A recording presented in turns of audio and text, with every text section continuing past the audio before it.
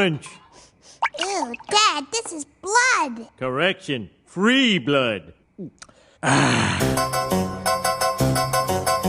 Hi, everybody, and welcome to the Springfield Googleplex, the movie podcast for Simpsons fans, brought to you by thatshelf.com. Let's see how long I can do this for. Each week, we talk about a movie parody on The Simpsons. Maybe it was The Simpsons that introduced us to the film, or maybe when we finally saw it, we realized, hey, that's where that Simpson jokes come from. Regardless, each week we pick one that one of us hasn't seen or hasn't seen in a while, watch it, and come together to discuss. I am your host, Adam Scholes, and joining me as always is Winona Ryder's accent to my Keanu's accent, my co-host, Nate Storing. How are you feeling today, my friend? A little violated, honestly. I never drink wine. Yeah, that's it's true. I mean, you're actually not far off from where Gary Oldman's going in this movie, but I'm good. How are you doing? I better now that I have abandoned that accent and Got it out of your system. Yeah, exactly. Well, I'm very excited because we are once again joined by a very, very special guest, marking their first return to the podcast. You might remember her from our King Kong episode. She's a film critic writing for Rue Morgue, Polygon, and our very own That Shelf, among many other publications. It's Dede Crimmins. Dede, welcome back. Thank you. I am so excited of all episodes to be back for. Yeah, we're so happy to have you. We were saying before we started recording that, we were listening back to the King Kong episode and you elevated our show in a way that we really appreciated. So when the subject of Dracula came up, we knew exactly who we needed to call. So Hell yeah. And on that note, spoiler alert, this week we watched Francis Ford Coppola's gothic horror near masterpiece, we're going to get into that, Bram Stoker's Dracula, which you might remember from such Simpson episodes as Season 5's Treehouse of Horror 4. Now, before we actually talk about it, though, I do, Dede, I want to sort of help set the stage here. We're going to be talking about, the quintessential vampire character, certainly maybe not the quintessential Dracula film, but I'm just curious, what's your relationship with the vampiric cinematic universe? Are you a fan of vampire movies? Is this an outlier? What's your take? I am very much so a fan of Dracula. I feel like if I say I'm a fan of vampire movies, we need to get into Twilight. So I don't necessarily want to open that up. Right.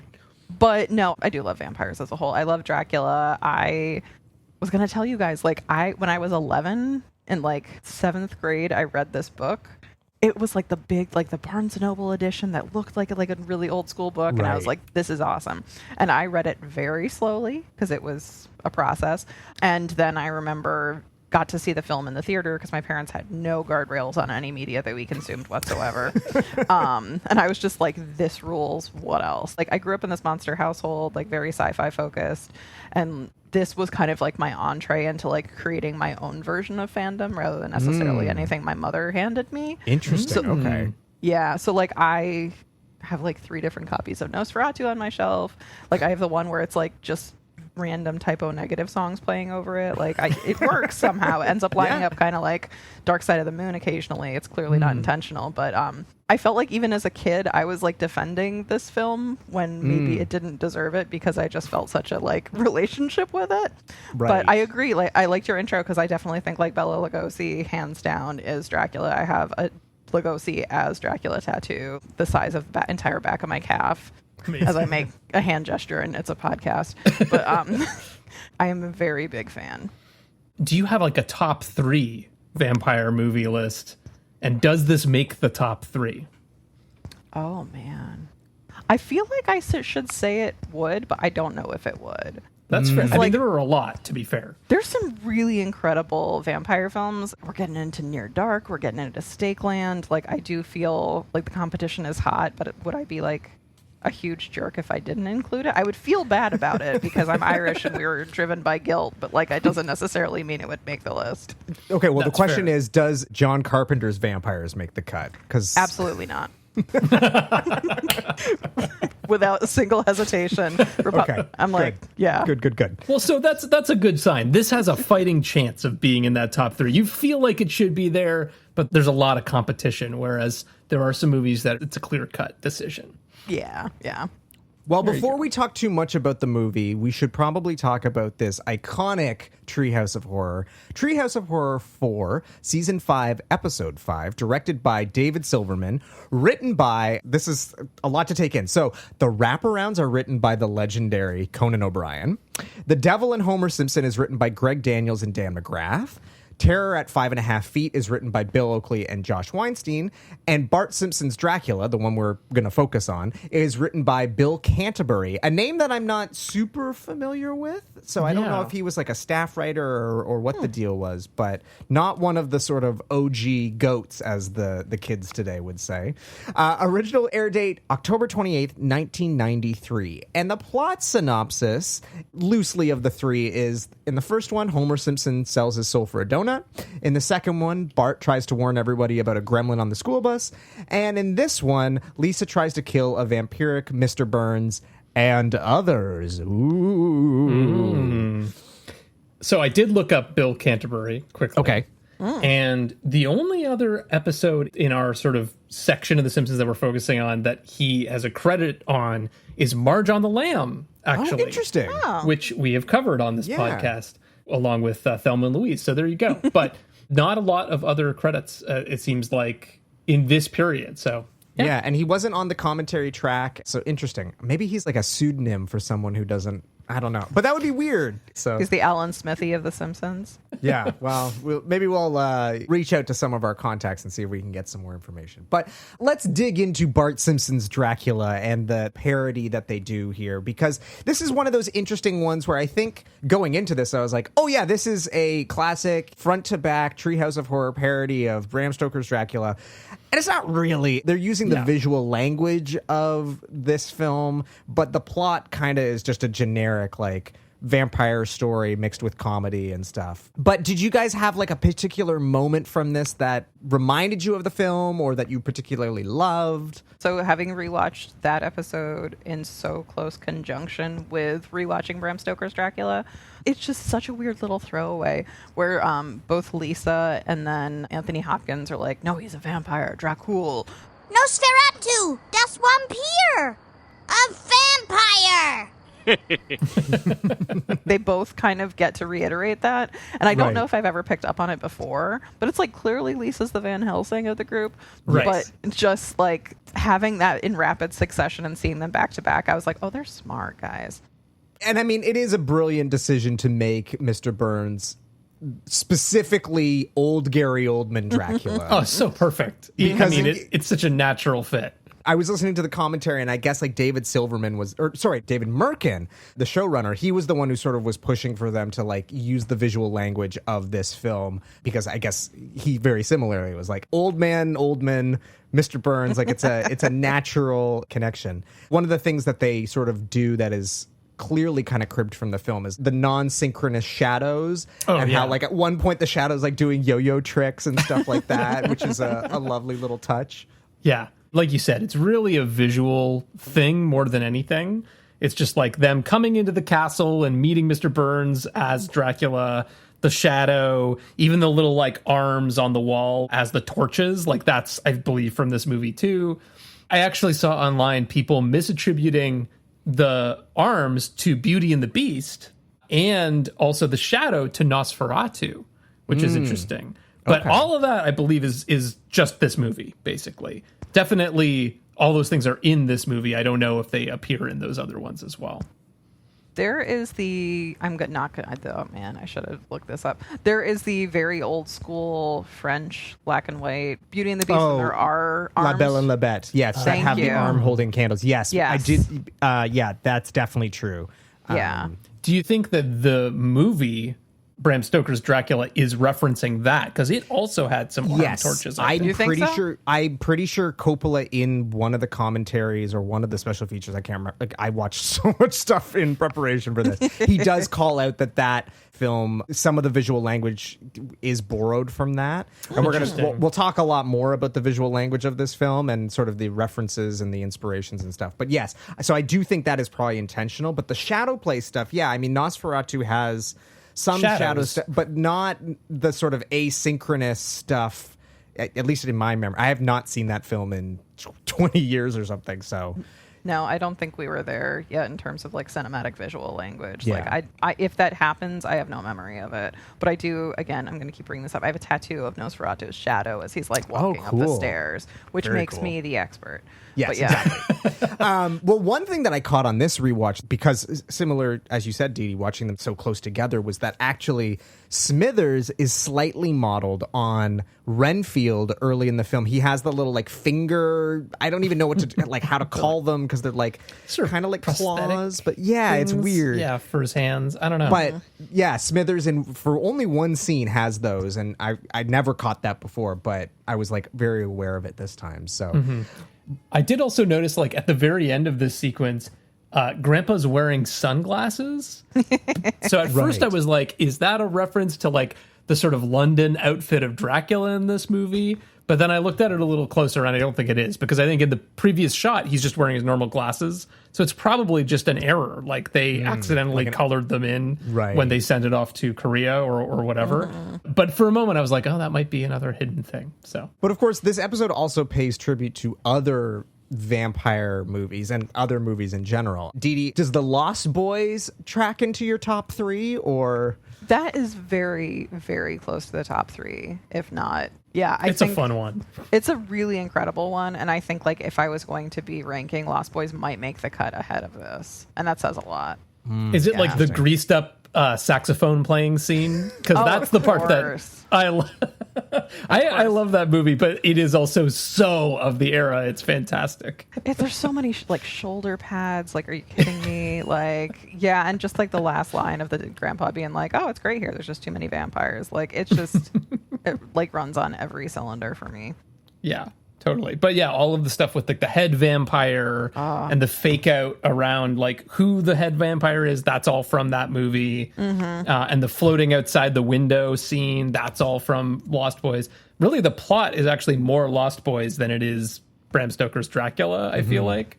But the visual language is all from that. Yeah. And of course, we get a lovely little, probably my favorite bit is the ending of the episode, where we get a lovely tribute to a Charlie Brown Christmas. Not even it's the Great Pumpkin Charlie Brown. Nope, but no. Yeah. Charlie Brown Christmas. Happy Halloween, everybody! And they do that spot on, basically non-animation animation that Charlie Brown Christmas has because it was made for no money, which I absolutely love. I also, there's that scene where they're in the basement and they see the Mr. Burns book, and Bart starts making all these sounds, and Lisa says, Please, Bart, I've seen your stupid shampoo. Yeah, I've seen your curly too. but I couldn't help but think of Abbott and Costello Meet Frankenstein, which, Nate, have you seen that? I haven't, but it does make sense to me that it's kind of living in that world of Universal spin-off sort of stuff. There's so many of these Abbott and Costello movies. I got them mixed up, but I'm pretty sure this is the one where I think it's Abbott, or is it Costello? I can't remember. Well, one of them is like stammering because he sees the vampire coming and he's trying to get everybody's attention and they're not listening to him, and he's like shh, shh, he just can't get it out. So I was immediately thinking of that scene. So Speaking of the Mr. Burns book, the fact that it says like with a foreword by Steve Allen or something like that, like it's just so stupid, but it's so hilarious. they literally mention in the commentary, Dave Merkin says, Steve Allen wrote zillions and zillions of books as well as zillions of songs, and he would be very pleased by that reference, by the way. And I don't know why there are multiple Steve Allen references in the show, and I've never understood why. I don't really know who Steve Allen is. No. And as a kid, I always got Steve Allen mixed up with Woody Allen. I guess this is like one of those esoteric things that 35 years later maybe doesn't hold up as well as some of the other references, but... Just like me when I wrote this book, How to Make Love to Steve Allen. From the author of Happiness is a Naked Steve Allen, Journey to the Center of Steve Allen, and The Joy of Cooking Steve Allen. I'm sure it was funny at the time. Yeah, I mean, one of the things I think about with this whole episode, but with this sequence especially, is like the animation in this episode is so expressive, right? In a way that is unusual for the show. Usually there's only little moments of this, but the sort of like squash and stretch stuff that you might see in other types of animation, usually they shy away from that sort of distortion, but in this you get a little bit of it with like, Homer's face getting really big and that kind of thing. You missed it, of course, because this is a podcast, but Adam is doing the flappy arms motion that Homer does in this when he sees, what does he see again? Oh, the super fun happy slide. Yeah, exactly. Well, it's so funny, though. Like, I don't know if it's just because, again, we're sort of a little bit deeper into all of the Simpsons stuff, but like immediately watching this was like, oh, this is a David Silverman episode. Because like he has this very expressive style of animation that usually, you know, as you say, Nate, is sort of reserved for moments. Like the one that always comes to mind is in Homer's Triple Bypass when he has the heart attack. And like that, you know, David Silverman on the commentary talks about how he went like all out for that sequence. But yeah, immediately I was like, oh, this must be a Silverman episode because like it has that very over the top, yet still very Simpson-y look that I absolutely love. And I think that's the beauty of these Halloween episodes is because they're sort of non-canon or not within the reality of the show, they can take a little bit more liberties. Mm-hmm. Well, what about some of the other segments of this episode? Maybe the wraparound's a good place to start. It's like a parody of Night Gallery, right? That's the sort of shtick. And I should say that if you have means to watch this episode with the commentary, you absolutely should, because Conan is on the commentary, and they make multiple references to the fact that he very clearly phoned these wraparounds in because I think it's for Nightmare at 20,000 feet, or no, sorry, Terror at. What is the Simpsons parody Nightmare called? at 20,000 feet? No, that's the real one. That's the Terror at 5.5 feet. There you go. It's like Bart is looking at a painting of a bus, and Conan makes some comment of like, yep, this is why you need really solid writing in the wraparound segments, because they're really, he's not doing the best job. But that's okay. True. It's still, especially when you think about the other episodes where like, oh, it's a Halloween party and they're telling scary stories or whatever. Like this one is really just, we're going to just find some wraparound, but we're not going to try really hard. I mean, the intro to this one is the picture of the dogs playing cards, and then he's basically like, we had one for this, but it's too scary, so we just pulled together something about vampires. Yeah. Sure. It's okay wraparound writing. Yeah, not Conan's strongest work, but No. I like the Night Gallery like vibe though. That's kind of fun, and having Bart be the host. I like that idea, but the moment-to-moment writing's not very well, and I like when Marge comes out to do the classic Marge, like, oh, you have to warn them that it's too scary, which is an ode to the first couple ones that they did. Right. And, you know, they eventually sort of do away with that. You know, we've talked about how I don't tend to like the Treehouse of Horror, or at the very least don't watch the Treehouse of Horror episodes. So it was fun for me to go back and revisit this because, again, I normally skip them in my rewatch because if I'm not...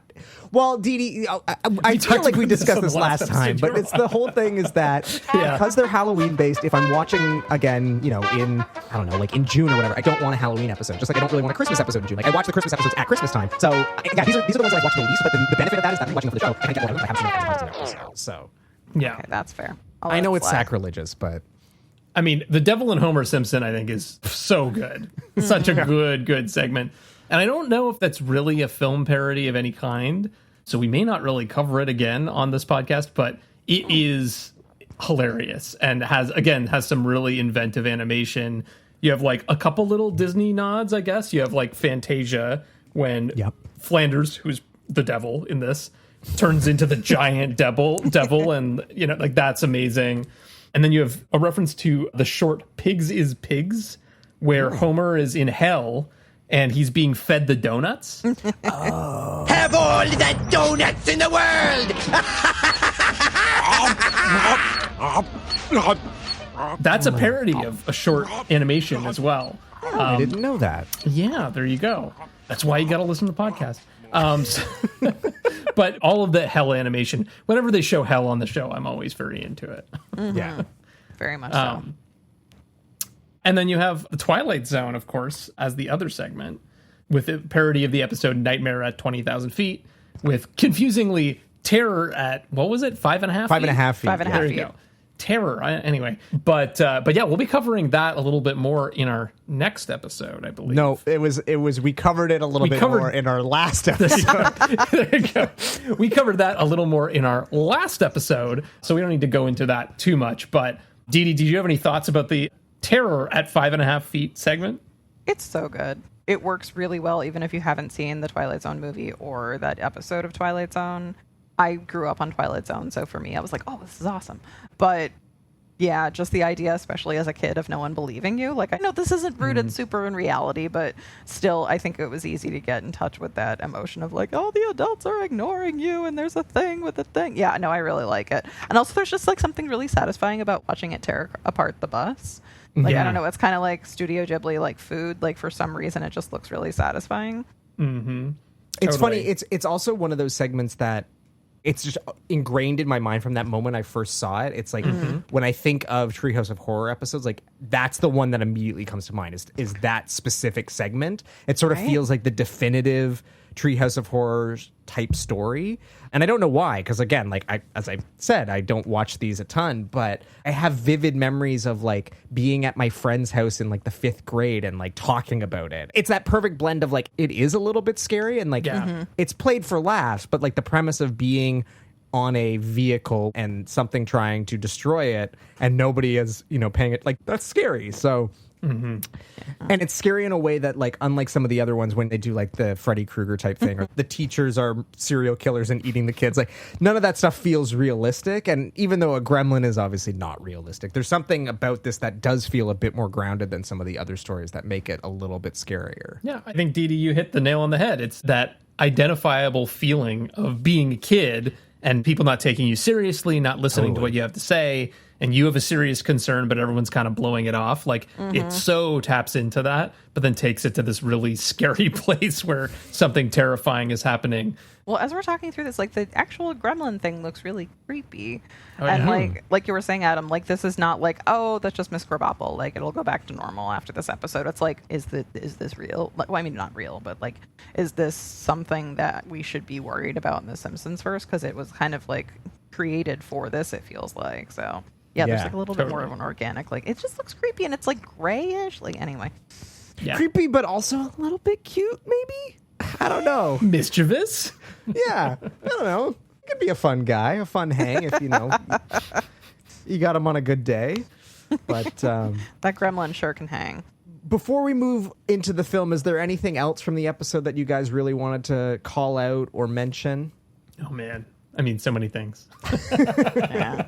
In the actual Dracula one, where Lisa's like, Dad, this is blood. And he just goes, correction, free blood.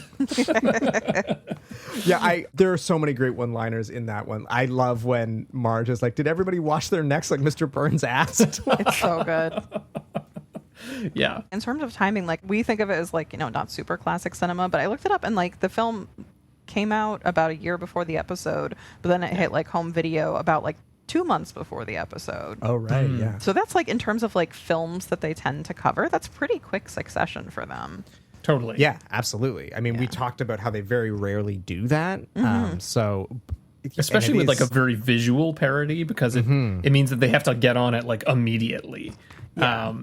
Whereas like some of the like audio ones and like sign gags and stuff like that, they can add closer to the end of the process. But yeah, something like this, they would have had to make that decision pretty quickly to include it. Which is probably why David Merkin had to make the case for actually parodying it, because it's a bit of a bet at that point.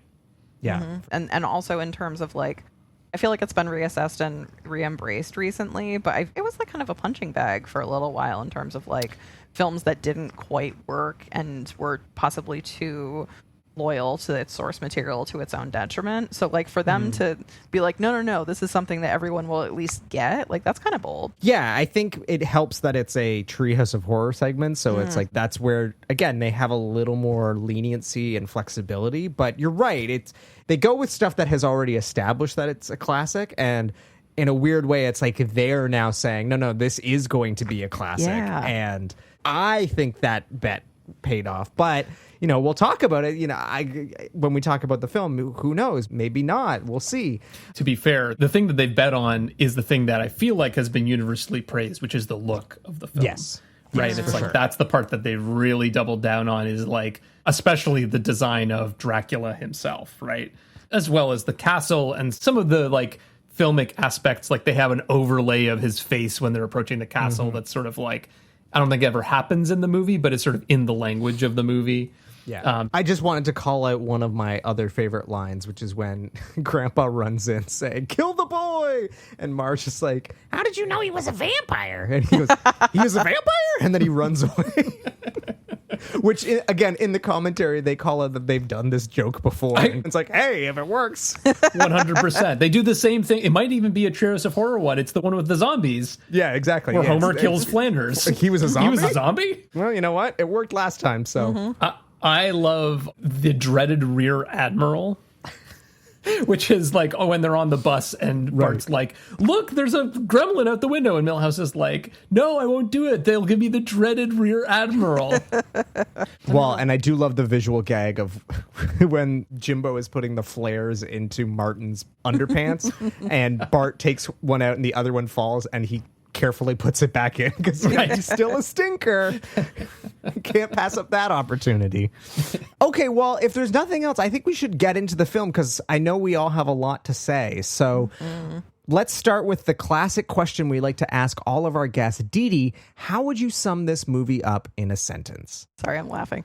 I think this is a unfortunately loyal adaptation of an epistolary novel with bad accents and good costumes. Okay. I like it. I found this great one-sentence summary from Entertainment Weekly's 1992 profile, which simply goes, boy meets girl, boy loses girl, boy defies God, and refuses to die. It's not wrong. And that's also the part that's not in the book. Mm-hmm. Yes. Enough, yes. That's like really homing in on the part that, Francis Ford Coppola is sort of like bringing to the movie, which I think is kind of cool. Yeah. Well, Dede, I think you sort of have touched on it or alluded to it a little bit, but I am curious, what is your history or background with this movie? I saw it in the theater when I was 12. I saw it at a drive-in during the COVID era when one of our local theaters pivoted to be drive-in. I think it's great. I know it's flawed. Being someone who was big and nerdy about the book itself, like the fact that he was able to adapt a book that's just like letters really fascinated me, even though, it's clearly with mixed results. Yeah, no, I find it endlessly rewatchable. And again, I don't know, Nate, you were talking about all the visuals. I think that is a good part of it. There's always just something beautiful happening. But yeah, that's my relationship with it. I dig it. Nate, what about you? Had you seen this prior to our I had viewing? not. I had not seen this. Yeah. And I haven't seen a lot of vampire movies. I haven't seen almost any other Dracula movies. I've probably seen more other vampire movies than Dracula movies. Right. So this is very new to me. I am familiar probably with the movie mostly through The Simpsons and then looking it up and be like, damn, that looks cool. But that's pretty much it. So this was a fresh watch for me. And I have to say, I was kind of blown away by it. I think it's a really, really interesting movie that has flaws. But for me, the flaws don't ruin it at all. They're something I can totally get over in the name of just enjoying the movie and the fact that it does some things that very few other movies do. So, yeah. Adam, what about you? Yeah, this is one that I have loved for many, many years. I remember I saw it for the first time. I was probably 16 or 17, and we were at my grandfather's house. He was ill in hospital, and so my parents, we were at his place, and my parents took me to Blockbuster. I did the classic thing of I got to find something, but I'm at my grandfather's house, so he only has a VCR, so I have to pick something that's on VHS, because this is definitely the DVD era. And I picked up this one because I always had seen the video box art and I thought it looked really cool. If you've seen the poster, it's the classic poster with the weird stone gremlin heads or whatever. But it was a letterboxed edition, which were, these were pretty rare to see at your local Blockbuster. So I was okay, I'm going to rent this. And I watched it on his in my grandfather's bedroom, there was one of those classic, tiny little 12-inch CRT TVs. So not really the best way to watch this movie, let alone a letterbox version of this movie. But I was just so blown away by the visual language of it. And so then, a year or two later, a new special edition DVD came out and I immediately bought it. And then I bought the Blu-ray, and then a year or two ago, I bought the 4K. And I remember sitting down and watching the 4K, I think it was last year or the year before, and just being this movie is one of the best looking movies I've ever seen. Yeah. I feel like people don't talk about this movie enough, and maybe it's because of the flaws, I don't know, or maybe it's because it's made by the guy who also made The Godfather. So like, yeah, of course we're going to talk about that over this.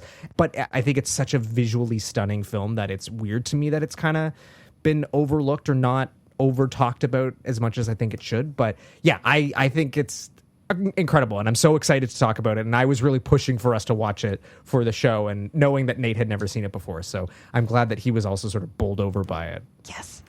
Yeah, we'll get into it a little later, but I also think it's actually funny. You asked a question in our notes doc that unlocked something for me. Oh, okay. So Well, I'll talk more about it then, but I think it is actually more influential than maybe it gets credit for. Yeah, totally. Well, before we get into all of that, because I really want to unpack it, but for the people who maybe haven't seen it or don't remember it, I'm going to read to you from that VHS box art. I found the description that was on the back of it, and here's what it has to say about Francis Ford Coppola's Bram Stoker's Dracula. Are you going to read this in the Dracula voice again? No, I'm not going to do it in the Dracula voice. Just checking.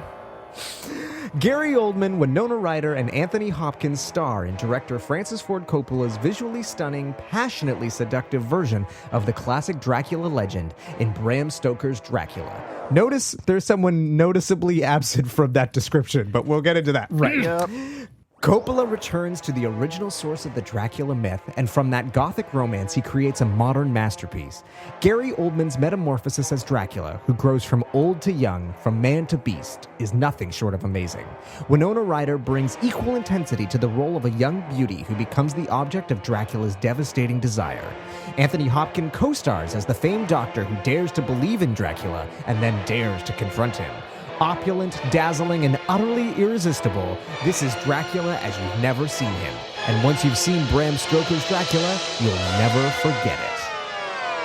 Yeah. And I have to say, when I was doing my research, I discovered that there is a limited edition coffin box set that came out. Oh my God. Remember I think we talked about in another episode, like CDs used to come in long boxes, so it was that same idea. It was like a giant ass coffin, and then like the VHS was just like sitting in it. And now I absolutely want to own that. Except that's like the Simpsons head DVDs. Like, you're going to regret having that on your shelf forever because it's not going to really fit properly. No, I'll put it next to my giant ass Exorcist box set that I bought off of eBay back in 2010. Right, fair enough. I mean, they belong together. That makes sense to me. exactly. I could get that.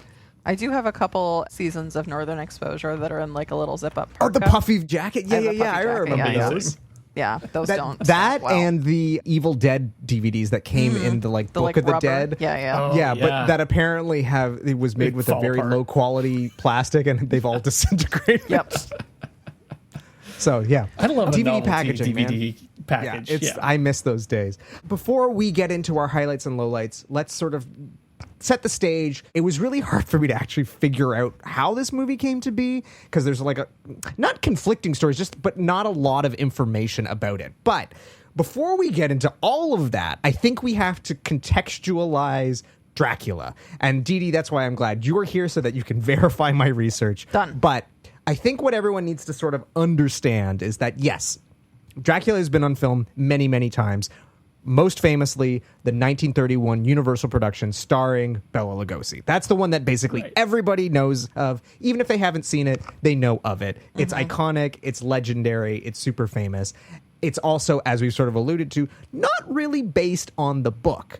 There was a book put out by these authors, John Edgar Browning and Carolyn Joan S. Picard, and they said that the novel and its characters have been adapted for film, television, video games, and animation over 700 times, and that no other horror character or vampire has been emulated more than Count Dracula, which is just sort of an interesting contextualization here. I believe it.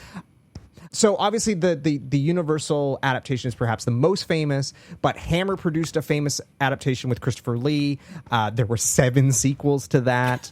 There had been other adaptations, perhaps also iconic, Nosferatu, which predates both the Universal and the Hammer adaptations. My understanding was a unauthorized adaptation, and there was like a lawsuit involved. Oh yeah, And it shouldn't exist. Have you heard about this with the print?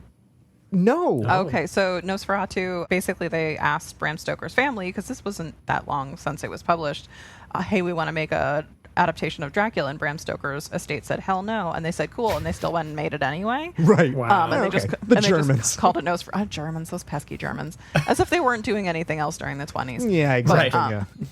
But, sorry. But basically, so then they made it, and they just called it Nosferatu instead. It's plot just about everything except for the ending. Or exactly Dracula. There's no two ways about it. And so basically the family sued the filmmakers. The filmmakers lost, and they ordered all of the prints to be destroyed. And all but, I've heard lore that it's all but one. That sounds really lucky to me, but that's why all the versions of it kind of look like crap. Like this, we should not have been able to see it. Like this is a pirate copy is the only way we can ever watch Nosferatu, essentially. Of that era, and no one ever believes this statistic, even though it's true, there are more films that have been lost that have existed since then that are still around. It's just mind-boggling how much cinema has been lost, especially from the silent era. There's stuff like from the 70s that's lost entirely, even though they have like stars. It's a whole thing. You guys know this. But that should have been a lost film, but it was just saved by one random print. Wow. That's very lucky, and just goes to show you that copyright law is kind of broken. Don't take it out on the art. Take it out on someone else. Yeah. And so in addition to all of those, there's also the one that I am sort of really fascinated by. I've never seen it, but I'm familiar with it, and it's the 1979 version with Frank Langella, directed by Saturday Night Fever director John Badham. Dede, have you seen... I mean, I know you've seen, obviously, Nosferatu, and you've seen, obviously, the Bela Lugosi one. Have you seen some of the other also-rans? Are you familiar with these other adaptations, and how do they stack up? I've seen the Frank Langella and the Christopher Lee one. I don't super remember them very well, because I think I saw them both during a film binge, and I was like, check, and then I kind of kept moving. So that's not helpful at all. But, yeah. But I remember that Christopher Lee and Frank Langella are always much better looking than we give them credit for. That and long hair is basically my biggest takeaways. Yeah, I'm pretty sure Frank Langella has like an afro in this adaptation. So beautiful. So beautiful. Yeah, what a guy. But here's what's interesting about all of this. All of these famous adaptations aren't really adaptations of the novel, but rather owe a debt to the 1924 theatrical play adaptation that was written by Hamilton Dean and later updated by a guy named John L. Balderson when it went to Broadway. Now, why is that important? Well, because one of the major changes that the original play made was to transform Dracula from this, quote, old, unattractive, bestial character with pointed ears, decidedly bat-like qualities, and turned him into this suave, sophisticated, formal aristocrat. And you sort of see that characterization in all of those subsequent adaptations right up until Coppola's, which... He said he very specifically wanted to return to that source material and give Dracula a portrayal that was more accurate to the way he was described in the book. Which I think is really interesting that, like, it took us basically almost 100 years later that you get an accurate portrayal of this original novel. And it's one of those interesting sort of things that everyone's like, oh, yeah, of course it's based on the book. But when you go back and you read the book, you're like, oh, no, this is not based on the book at all. Yeah. It actually reminds me a little bit of the whole Phantom of the Opera situation as well, of like, there's the book and then there's the play and then there's the musical, and like people don't really know the book and the original play that well. And so anyway. Well, and trust me, Nate, we're going to talk about that later. Because it's me, and I'm always going to find a way to bring that up. Naturally.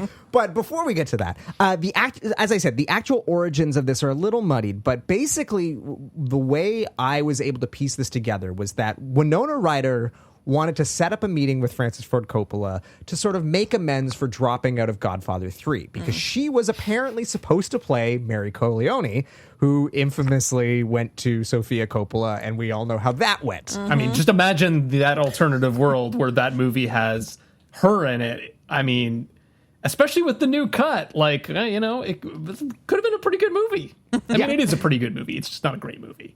But, so anyway, Coppola, in one of the behind-the-scenes docs I was watching, or maybe it's in the commentary, he basically says she calls him up and wants to set up this meeting, and he didn't initially want to do it, and then he finally was like, no, she's a kid. I shouldn't hold a grudge against her. I should just have the damn lunch. All right. So he does. They meet up and they make amends, and she says, you know, I have this script, and I think you should take a look at it. And so she gives it to him, and it's Dracula, and it's written by this guy, James Hart. And again, it goes back closer to the book, but it has this one unique element, which is that it really plays up this love story that is my understanding. Again, I haven't read I remember trying to read the book in like grade school, and it was a little too esoteric for me. But my understanding is that romance subplot is not really in the book, at least not to this extent. No.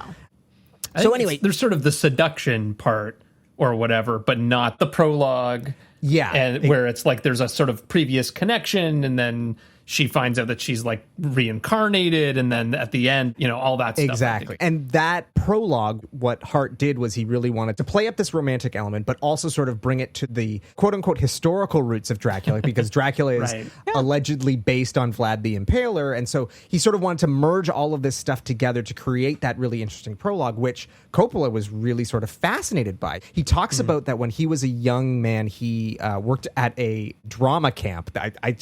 This story is crazy to me. He worked at a drama camp, and as a counselor, every night before bed, he would read a chapter of Dracula to his campers. Wow. So he says he has these fond memories of reading the book as a young man to his campers, and it's just the idea of like your camp counselor being a young Francis Ford Coppola at drama camp is Let's go track down those campers. And your bedtime story is Dracula. Like that story checks out. Yeah. So anyway, he basically said he loved this sort of opportunity to make a much more book-accurate version of the story. The other thing that's important to keep in mind at this point is that Coppola, both personally and professionally, is on the verge of bankruptcy. This is not, Godfather Coppola. It's not even Apocalypse Now Coppola. He's had a series of box office bombs, and he desperately needs a hit. And so I wonder if, and he doesn't ever say this is the case, but I do wonder if that was part of it as well. It's like, I need to play with some safer material. I'm still going to put my Francis Ford Coppola-ness all over it, but I need something that is maybe more surefire, going to be successful, and that's why he agrees to make this movie. Right. It's, in the parlance of today, it's like he needs some IP, right? Something that people will recognize even if he's doing his own shtick with it. The one for me, one for them sort of idea. Right. Like, this is the one for them. Again, he doesn't actually say that's the case, but reading between the lines, I think that definitely had something to do with it. Sure. So. I'm sure you're going to get to this, Adam, but there was the whole thing about how he needed to cast like a young hot guy as Harker. And that's why he ended up with Keanu Reeves, who at the time was a young hot guy. But it's like he seemed to be that much more cognizant of like making a film for the masses. Well, not to jump too far ahead, but do you know who originally was supposed to be Harker? Oh, no. Who? Well, consider the time and the hunks of the time. So I have my alternate casting list of of who I would put in the role. Wow. And so let me see. I basically looked up like who was born in the 60s, just like Keanu Reeves. And then I was like, okay, who could actually do this? So number one is an obvious one to me, Johnny Depp. And that's exactly who the studio originally hired. Okay, well, there you go. And then the other two are like probably couldn't have actually been cast in this, but they're the right age and the right fit, I think. Colin Firth. Oh, that could be interesting. Right? But again, like he wasn't really big enough, and particularly big enough in the US at this point, but he would have been the right age, and I think he could have done the role really well. Right. And he has the accent. Yeah, exactly. And then you'd actually wouldn't have to worry about the accent. And then the other one that I was like, it's kind of just a weird dream casting, David Duchovny. Oh my God. Can you imagine? I can. I think he's probably terribly wrong for the role, but I just like, when I saw him on the list, I was like, I have to bring up David Duchovny. I mean, it's funny. He's got the sort of sexuality, right? Because this is around the time he's doing Red Shoe Diaries. Red Shoe Diaries, right. Yeah. So it's like he kind of has the right reputation, but something tells me he probably would also have struggled with the accent. When was he in Twin Peaks? Like, that's all I'm picturing for this era of David Duchovny. That was late when. 80s, right? It's like late 80s, early 90s, I think, 89, 90. Not see, like that. Dede, you're on the same path that I'm on because I'm thinking, again, don't know if he could have done the accent, but Kyle MacLachlan also I could sort of see. I could see that. Right? Like he would have popped already in Blue Velvet and Twin Peaks. Sure. He's definitely got the look.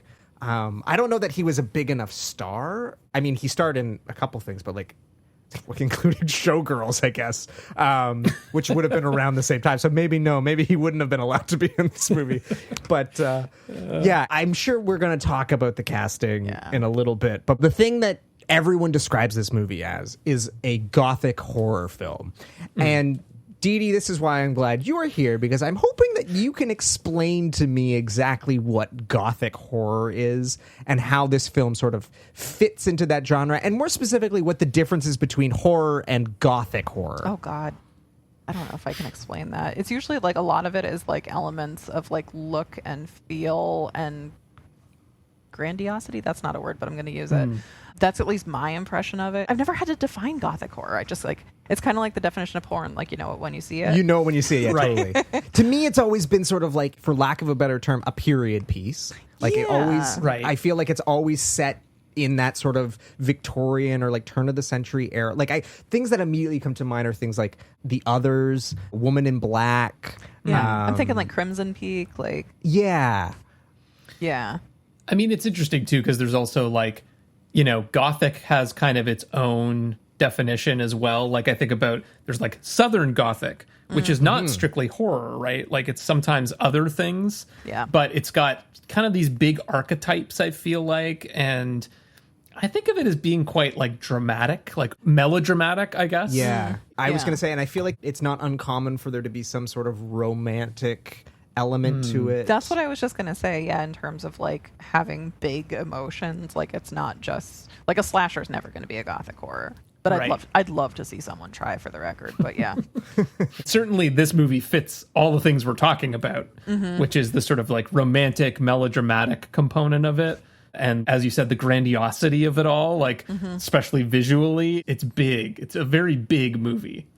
Yeah, and there's like going back to the whole like adding on the historical bit to this, like even more historical than the actual rest of the film. When you guys were like, "Oh, do you want to do the episode on Bram Stoker's Dracula?" Like I emailed back, I would cross oceans of time to be able to talk about this movie, and like that is so dramatic. Like it makes sense that was added in order to make it something grander, and that might be what drew Coppola in, is because that's not just a vampire story. That is a like perennial love story that spans lifetimes and probably will continue to do so. Like, well, and the man loves epics, so you know it definitely tickles his fancy. Well, okay, I wanted to start somewhere else originally, but I think we should start with a low light, what I think is going to be considered across the board, no one's going to argue with this. I want to talk a little bit about the cast. I have said on multiple occasions this movie should be a 5-star masterpiece, but Keanu Reeves' performance, and honestly, to a certain extent, Winona Ryder's performance for me, bring it down because of their horrific accent work and somewhat wooden acting. We can be married when I return. Jonathan, I love you. I love you, Mina. I'm willing to give it a pass, and I still think this movie is a borderline masterpiece, but those are the things that, for me anyway, are keeping it from being a stone cold masterpiece. And I'm just curious, like, how do they feel to you guys? Like, am I being too harsh? I don't think you're being too harsh at all. No, those are not okay, good. Those are not good accents, and that is definitely something that people are still talking about it, including us, as to like maybe that is the biggest weakness within the film that is quite incredible. So it does stick out that much more because everything else is like so spot on. They also, like in regards to the like underwhelming performance and not like emoting to the level of the gothic, they both kind of feel like they're in a different movie. Like, yeah, that's I think what it ultimately comes down. Like there's a part of me that's like, okay, well, what if Coppola had just said, you know what, guys, you're struggling with the accents, just do it straight. Like I can't. Yeah. I was listening to the commentary for the Grand Budapest Hotel recently, and Wes Anderson, I think Saoirse Ronan basically came up and was like, what accent do you want me to do for this? Because it's set in, this weird nondescript Eastern Bloc country. And he's like, everyone's just going to do their own accent. Like, I'm not worrying about that. So I do wonder, I was like, okay, well, maybe if they had just done their natural accents and it didn't really matter that they're from London, but they have American accents, like that's not the first time that's been done. Maybe it wouldn't be so bad. But I still think that it wouldn't have worked. Like, I just don't think they're right for these parts. See, I actually think Winona Ryder's doing a fine job. Really? I do. Interesting. I do. To me, she's doing what she has to do in this role. And I like the way she plays the sort of, like, she's sort of scandalized at first and then turned on. And I think, like, she actually, I think she pulls that off all right. Because it's like the tone of this is big and it's really hard, I think, to hit that tone right. But in the scenes where she's with Gary Oldman or where she's with her friend who is like a little bit more openly sexual than she is, I really like the tone of it. It's really just when she's with Keanu that I'm kind of like, this isn't working for me. See, that's what's interesting, because for me, the Lucy character, and I mean, I guess part of this is the fact that there's no other women in this movie, and that's part of the problem. But it's like, you've only got two to choose from. I think Lucy is like running circles around her in terms of her performance. I think she's so good in this that it shows the weaknesses in Winona's performance a little bit. See, like, the thing is that the Keanu role and the Winona role, they are the boring center of the love story. And like, that's often the way these romances work, is it's like you have two kind of generic lover characters and then you have all the people around them that are more interesting. And you need people that can just kind of carry that like really straightforward romantic storyline. You need the chemistry, like, more than anything else to make it work. And Keanu, not only is the accent not working, but like, he is just not able to pull off the sort of lover role that he needs to be doing here. No. And I will say, Winona Ryder's voiceovers when she's reading her letters, those you can kind of feel the passion. So I always kind of wrote it off as like, some people are just really reserved in person, and also she is in contrast to the Lucy character, because Lucy needs to seem over the top, and she's got 3 suitors and all this sort of stuff. So when she ends up kind of descending into the Dracula lust, it doesn't seem that out of character at first for her. But yeah, Keanu, there's no spice between them, and I acknowledge that they're supposed to be the boring couple, but like, I don't feel like his no spice is like intentional. Like, I feel like she's acting no spice and he just is no spice. Well, I mean, what I want from them together is a kind of like innocent young love that can contrast her like passionate love for Dracula. Right? I think for me, what bothers me, and this will be a good segue into our next element once we get there, but this is a very theatrical film in terms of both its style, but also just like the way it's written and the tone. I think about like Anthony Hopkins' performance and Gary Oldman's performance. It's very theatrical. And I just feel like Ryder and Reeves feel like film actors who don't really know how to do that theatricality. Now, I know that Keanu was at Stratford. Like, he has performed on stage. He has stage experience. But I think that's what it is. It feels like they're casting these two Hollywood teen heartthrobs that are kind of out of their comfort zone, and they were never really going to work because they're not the kind of actors that are needed for this film. The rest of the cast, they're hiring very theatrical people who either have lots of stage experience or are just theatrical by nature. And these two are, you know, it's the guy from Point Break and the girl from Beetlejuice and Edward Scissorhands at this point. Like, Rudy? So yeah. Oh God. So those performances, I think we can agree, aren't working. Are there performances that you think are really succeeding? Oh yeah. You know, where do you come down on Oldman? Because for me, that was part of the reason why I rented this all those years ago. Was I had seen JFK and was like, who is this Gary Oldman guy? Like, he's incredible. Like, I need to see everything he's in. It's a theatrical performance, to be sure, but I think he's amazing in this movie. I'm like, he's amazing in this movie to the point where, like, when I saw The Professional, which I guess they've renamed as Leon after it's come out, I was like, oh, it's Dracula. Like, you just know how much he can handle here. I think he's incredible. I think Carrie Elwes and all the suitors are like oddly perfect. They're so good. They're so good. They're this like weird little gaggle of suitors. And that being said, like Richard E. Grant, I don't feel like I've paid enough attention to him, even though he's in so many things that I adore. He's one of those actors where whenever he shows up in something, you're like, oh, he's in it. He's gonna be good. Like, and then you're like, why isn't he in more stuff? Like, he's he is in more stuff. He's in like to me, I think of him as like a 90s Sam Rockwell. Like, whenever Sam Rockwell shows up in a movie, I'm like, 1, he's going to be the best performance. 2, why is he not in everything? And that's how I always feel about Richard E. Grant. When Sam Rockwell shows up, you know he's the most interesting character, even if you haven't found it out yet. Like, it's coming. But no, Richard E. Grant is amazing in this, especially since he's also the doctor at the asylum. But speaking of the asylum, like, Tom Waits, are you kidding me? Like, Yeah. Well, I wanted to ask you, Nate, like, what did you think of your boy Tom Waits? Because I know you're a big Yes. fan of his. oh, okay.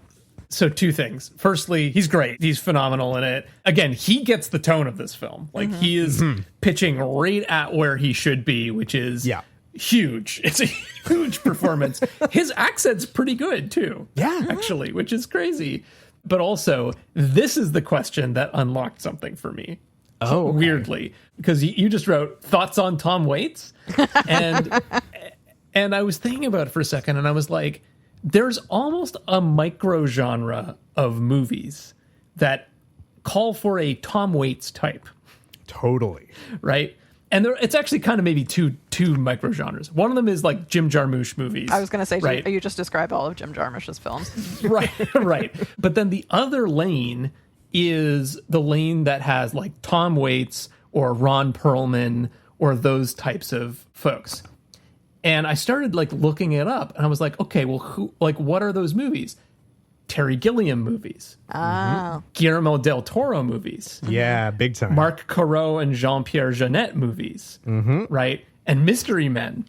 And I was like, when I started, favorite movie, Mystery Man. I love that movie. great. When I was looking at that list, I was like, when I think about those directors, and then I think about this movie, I'm like, I see a through line here a little bit in terms of like tone and the sort of emphasis on like the aesthetic that suddenly unlocked something for me. Like clearly, I think Guillermo del Toro in particular, I feel like there's an influence from this movie to his work. And like, you know, Terry Gilliam's kind of working concurrently with this, right? Developing his own style. But, you know, like Brazil is kind of in the same universe as this movie in some ways, right? Or City of Lost Children, or like, you know, all of those sort of feel like they're actually in the same world as this. Some of them are a little bit more funny, kooky, and this is quite serious. Very little humor in this movie, maybe a few moments, but not in the same way that like Brazil is. Certainly GDT, like Kronos and Pan's Labyrinth, definitely. Devil's Backbone, that trilogy, essentially. Like, from a tone sense, a production design sense, like, and just the gothic fantasy element of it.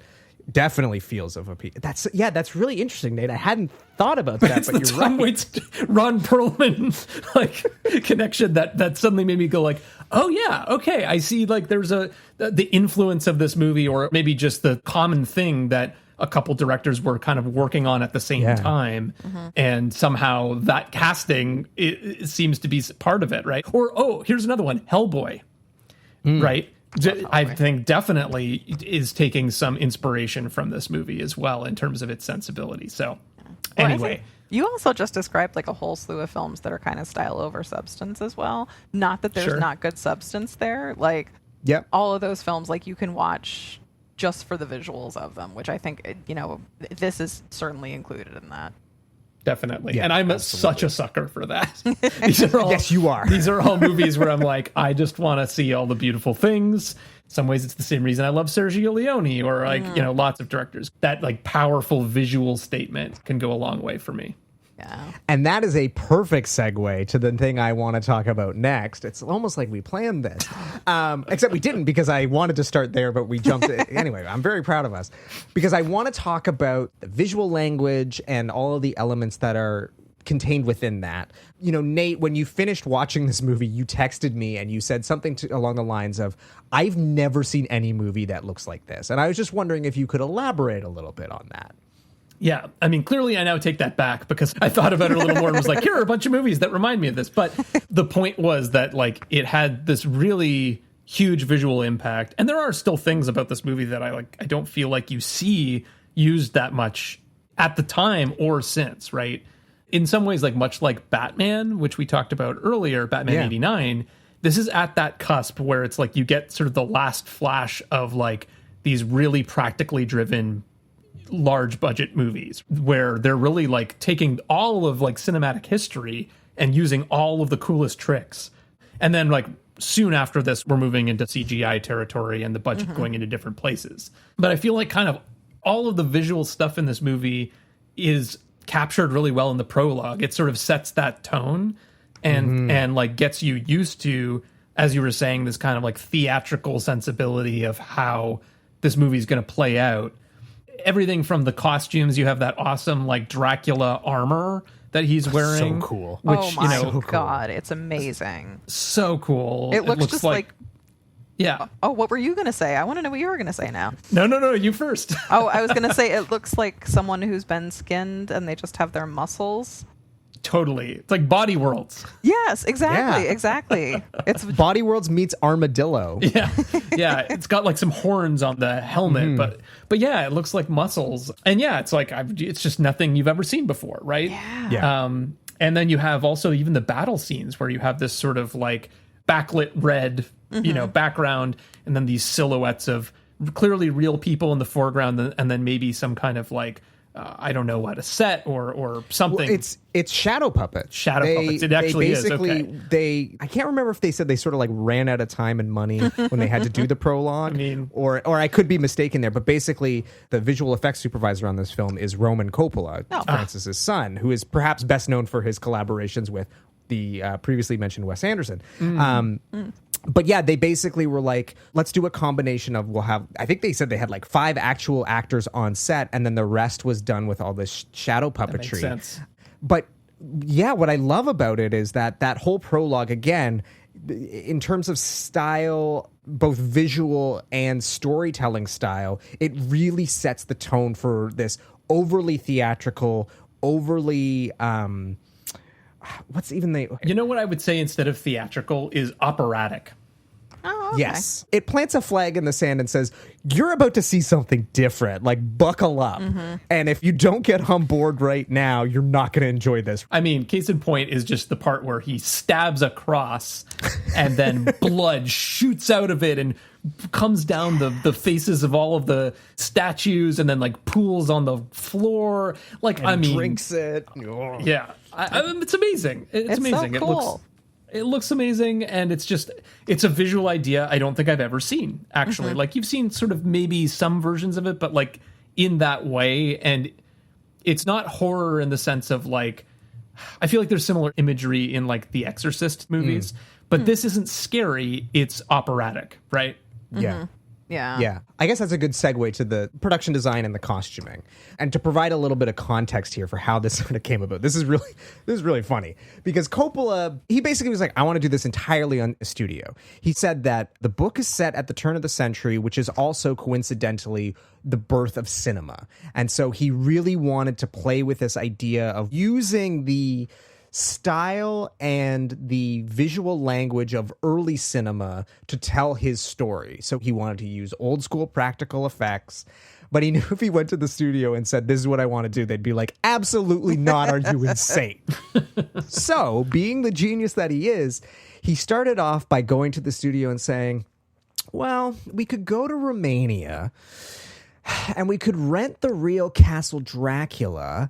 And, you know, we could spend all this money. And he says, like, you know, the studio heads are sort of like getting a little discount because this is a guy who's, you know, he makes Apocalypse Now. And that movie goes over budget and it takes 2 years. And they're like, oh, dear God, like he wants to go and shoot in Romania. Like this is not. He's like, or I don't know, I guess I could just shoot it all in the studio. And they were like, yeah, that's a great idea. Do that. For the love of God, please do that. And so that's how he got his wish. He was like, we're going to shoot it in the studio. It all feels like a studio. Like the whole time, there's never any sense of like this ceiling keeps going or like there's a sky above this garden. Like there's none of that. Yeah. But in a way that I personally love. And I think that's sort of, this leads me to my next point because the second concept that he had, and again, when you know that Coppola comes from a theater background, this all makes sense. He thought it'd be really interesting if we had no sets. But the sets were just sort of space, kind of like a theatrical black box. Right. And in that space, you could put the most spectacular costumes. And in a way, the costumes become the set. Now, Nate, does this sound familiar to you in any way, shape, or form to a certain musical that I might have an obsession with? Well, it's interesting. I mean, like, I hadn't necessarily made the Phantom of the Opera connection, but sure. I mean, yeah, like, famously has some very striking costumes, and some of the sets in this definitely remind me of the stage production of Phantom of the Opera. You know, particularly, like, There's a scene where they're sort of dancing with all of the candles, around them. Yeah, and then otherwise it's just black. It's darkness. You can't see anything beyond that. That felt very Phantom of the Opera immediately to me. Well, so where I'm going with this is that basically the director of the Phantom of the Opera, Hal Prince, that was his same idea. He's like, I want to basically create a black box. We will have one or two major set designs in the scene, but for the most part, your mind is just going to fill in all the black. Right. And we'll make up for that by having really opulent, really spectacular costumes. And people, when they think of that show, they think of it as being this giant spectacle. But if you actually go back and look at photos of it, it is a pretty minimal amount of set design. Yeah. And I think this film, when you sort of go back and look at certainly a lot of the stuff in the castles, it's really just sort of like structural walls, but it's lit very dimly, but the costumes are very opulent. And it sort of gives everything a grandeur that your mind sort of fills in the rest of the gaps. His original production designer, Dante Ferretti, who is best known for, he's like worked with Scorsese on a bunch of stuff. He did like Casino, Gangs of New York, Kundun, which if you've seen those movies, you know they are massive fucking sets. Right. Like he rebuilt like period New York on a soundstage. Yeah. So Coppola says, no, I don't want, I want these sets to be basically non-sets. And Freddie was like, well, no, like, I don't want to do that. And he basically fires him. And so, because they weren't seeing eye to eye. And then the costumes, again, like, they're unlike anything I've seen in a movie before. Like, Nate, your operatic note feels very apt because, like, it does have that sort of feeling of the kind of thing you see in opera.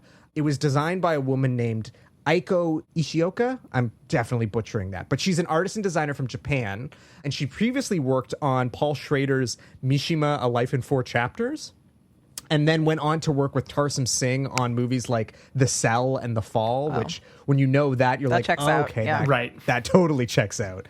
And then she also was the costume designer on the ill-fated Broadway bomb Spider-Man Turn Off the Dark. Oh, too bad. So, but again, like, has this sort of theatricality, operatic quality to them that, to me, that's what makes me always keep coming back to this movie. It's just like, as you said, Nate, nothing looks like this movie.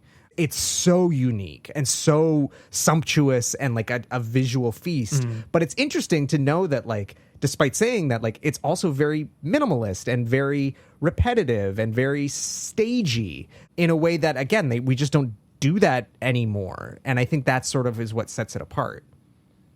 It's interesting that you're talking about that because I'm thinking about, like, Lucy's house is very decorated. And, like, the asylum is very decorated, but the castle is very minimal, which is kind of a carryover also from, like, the Lugosi version, because that is just very, like, you got a big wooden table and a creepy guy there. So it's interesting that you're talking about that, because, like, everything does feel like there is a container around it. It's not a connected world. It doesn't feel like there's endless possibilities at any point. So that's interesting to think about because I don't have that impression with all the sets, which kind of makes the contrast of the castle that much stronger. Yeah. You know, I do think that there are very few sets is part of it as well. Yeah, there's that as well, yeah. There's also big chunks in the middle where Mina and Dracula are kind of like starting their relationship that are quite abstract. It's like the candle scene, but even like the scene where they're drinking absinthe and they're in kind of like some room, but like you can't really figure out like where they are or what. Well, and that it has space like, is. if you look in the background, like in the room behind them where there's people milling about, it kind of looks like that classic, you know, the Home Alone thing. There's a bunch of silhouettes just spinning around to give the illusion of movement, but like there's really nobody back there. And, like, I think that's the thing for me is that he doesn't try to hide the seams or the artificiality of any of this. Like, I love it's after the prologue when Harker is coming to the castle and there's that shot of in the carriage and then like a lightning flash happens, but it's very clearly just like some light behind some black card that has been cut out in the shape of a lightning bolt.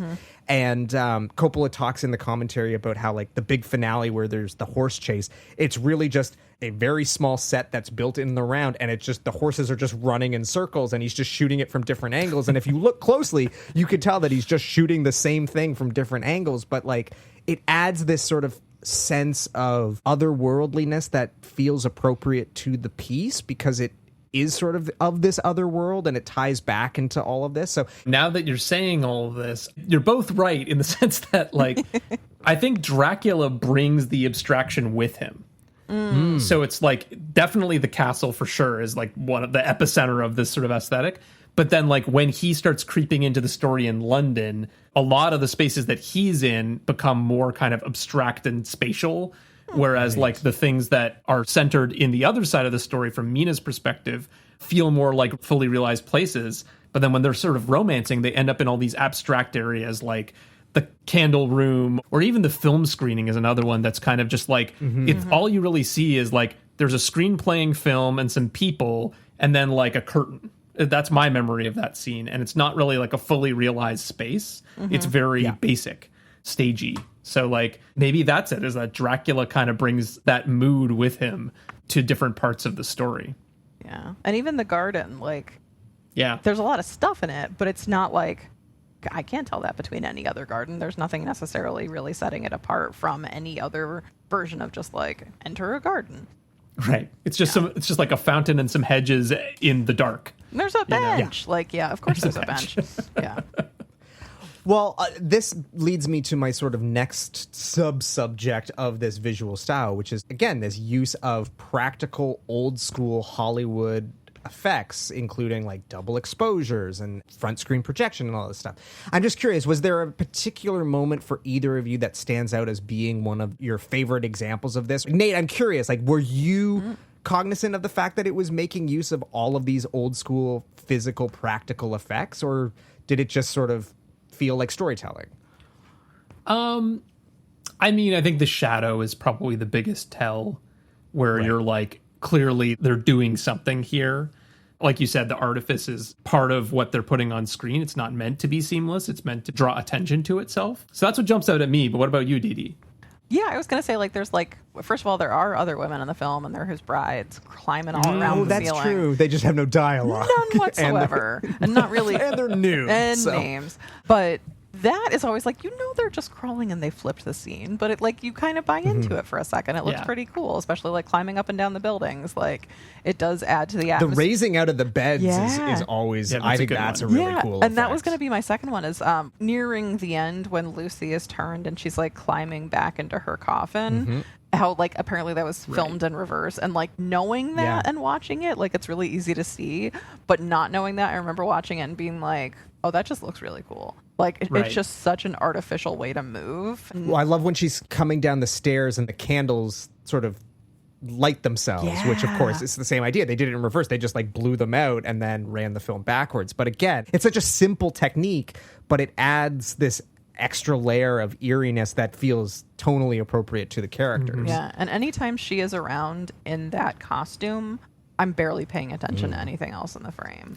It's such a cool costume. Like, so it's kind of interesting to have different stuff catch your eye, but you're right, you're not just like, I wonder how those candles work. You're like, look at this woman, she's insane, and she's got a child, and she's walking down these stairs, and what's going to happen?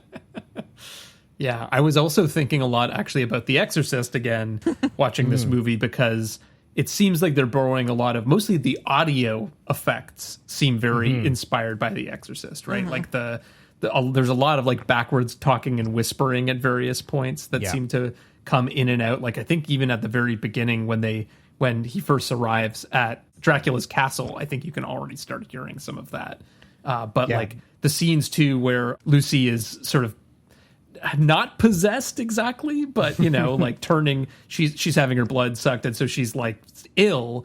Like the sounds that she's making when she's in bed to when she's not like moaning sexually, she's sort of like, making these sort of wheezing noises that also sounded very reminiscent, I feel like, of The Exorcist as well. Yeah, the surround mix on this thing is incredible. I was paying attention to it more this time on this rewatch, and I was just sort of blown away by how good it is. And again, they're doing a lot of like that stuff in the rears, and just like that just sort of feels like it's that spine tingling, like it's subtle, but you pick it up and it just sort of makes you very unnerved. Well, I guess there's 3 moments in the film that really stick out to me. The one is when Harker is escaping the castle. They play with like gravity, so he's like shimmying across the side and then he like falls off to the side, which is a really cool moment. And then something that they pointed out in the commentary, and so I actually watched and I noticed it more specifically is when he's shaving. You know, they start off by doing the classic like Marx Brothers gag of like, it's a fake mirror and Keanu's behind it, and then it's a double so that when the arm is coming out, you don't see the reflection in the mirror.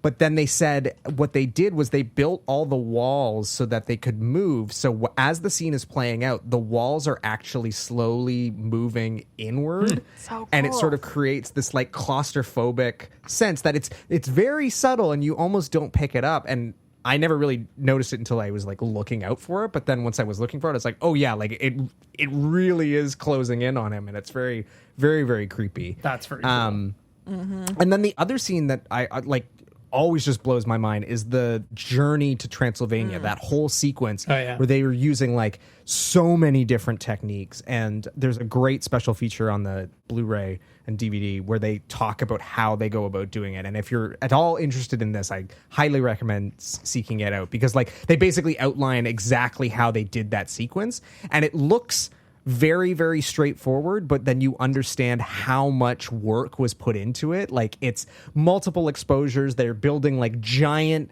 replicas and matte paintings and hold it. It's crazy for how much effort they put into this sort of like 30 seconds of the movie. Yeah.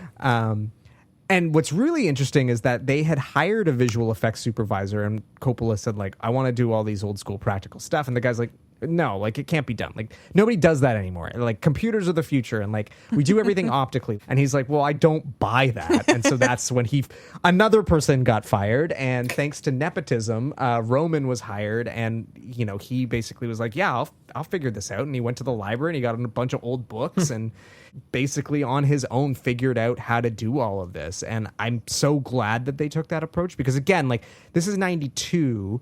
So Jurassic Park is what, 93, 94? Within a year or two, everything is going to change. They're literally going back to the origins of cinema and using effects that were 100 years old that we just hadn't seen in so long, that when we see them, we're like, oh, how did they do that? Like, and that's what I love about it. It feels like a love letter to the art of cinema in a way that only someone like Francis Ford Coppola could pull off in a multi-million-dollar Hollywood blockbuster. Well, we talked about actually in the last episode you're on, Dede, like this idea of films being like magic tricks sometimes. And that was part of the beauty of King Kong, was just like, you know, that it feels like a magic trick. And especially at the time it came out, probably it's like people would have had no idea how they did it. Even if it doesn't look like real life, you're like, I just don't get it. And like this movie, I feel like, is filled with these shots that are like magic tricks where you know that there's some reality to it, I guess, but you're trying to read, like, how did they do it exactly, right? Everything from, like, the fog coming in and having a little bit of substance to it when it comes in under the sheets, right? Or, like, God, so many things. The rats crawling upside down in the same shot as Keanu, right? Like, there's so many little things in this that are magic. The bat transforming into the rats that fall and then oh man, that image is always like, oh. Yeah, Adam, as you were talking about that, I was just picturing there's that one scene where Keanu gets into the second stagecoach and like he gets like picked up and put in it, and it's just like such a weird little throwaway thing, but it's really, you watch it and you're like, I know someone can lift up Keanu, like that's a possibility, but like, what is happening here? But he like lifts him up with like one hand, basically. Yeah, Coppola talks about how like that's apparently like a line in the book that he was. Oh yeah. He's like, I got to figure out how to do this, and they basically built a rig that was sort of like a camera boom arm. Oh, okay. So the coachman is sitting on this boom arm so that when they sort of zoom in, the boom arm booms up and booms him over, and then can like seamlessly. It's just this ingenuity that they're taking the time to create these visuals that the audience has never really seen before. And it's like, again, that's a very simple trick that it's just, we wouldn't necessarily think to do that. And he's taking the time to be like, okay, let's incorporate this. And it feels otherworldly and weird. And yeah. Nate, as you were saying, like, it's a magic trick. We look at it and we don't know how it's done. I'm like, and that's why that first visual artist got fired. Yeah. Yeah, totally. I think that's the thing about CGI is like CGI can be great and it can do amazing things. There are many movies that use CGI that I think use it very well, But the thing is, when you look at it, you always know how it's done. You always know the answer is that it was created on a computer by someone who's very skilled in that. But like anything is possible. Whereas like these things are like stretching the credulity of reality a little bit and making you go like, I know there's something real going on, but I don't know. I can't figure it out. But I think the thing that I love most about it is that you're always aware it's an effect. Yes. You just don't know how they do. That's right. Like, which is the difference, right? Is that at least in this period, it's like special effects are being designed to be like so seamless and so integrated that, yeah, maybe you're aware of it's a special effect because you just know that it has to be or whatever, but it's meant to be seamless. Whereas here, it's like they're all kind of drawing attention to themselves, but it's to serve this underlying desire. And that's what I think makes it so special is like, I'm aware that what I'm seeing right now is a special effect, and I just don't know how they're doing it, and that's so fucking cool. Yeah, it's not trying to bend reality, it's trying to point out the uncanny, and it's really successful at that. Totally. Yeah.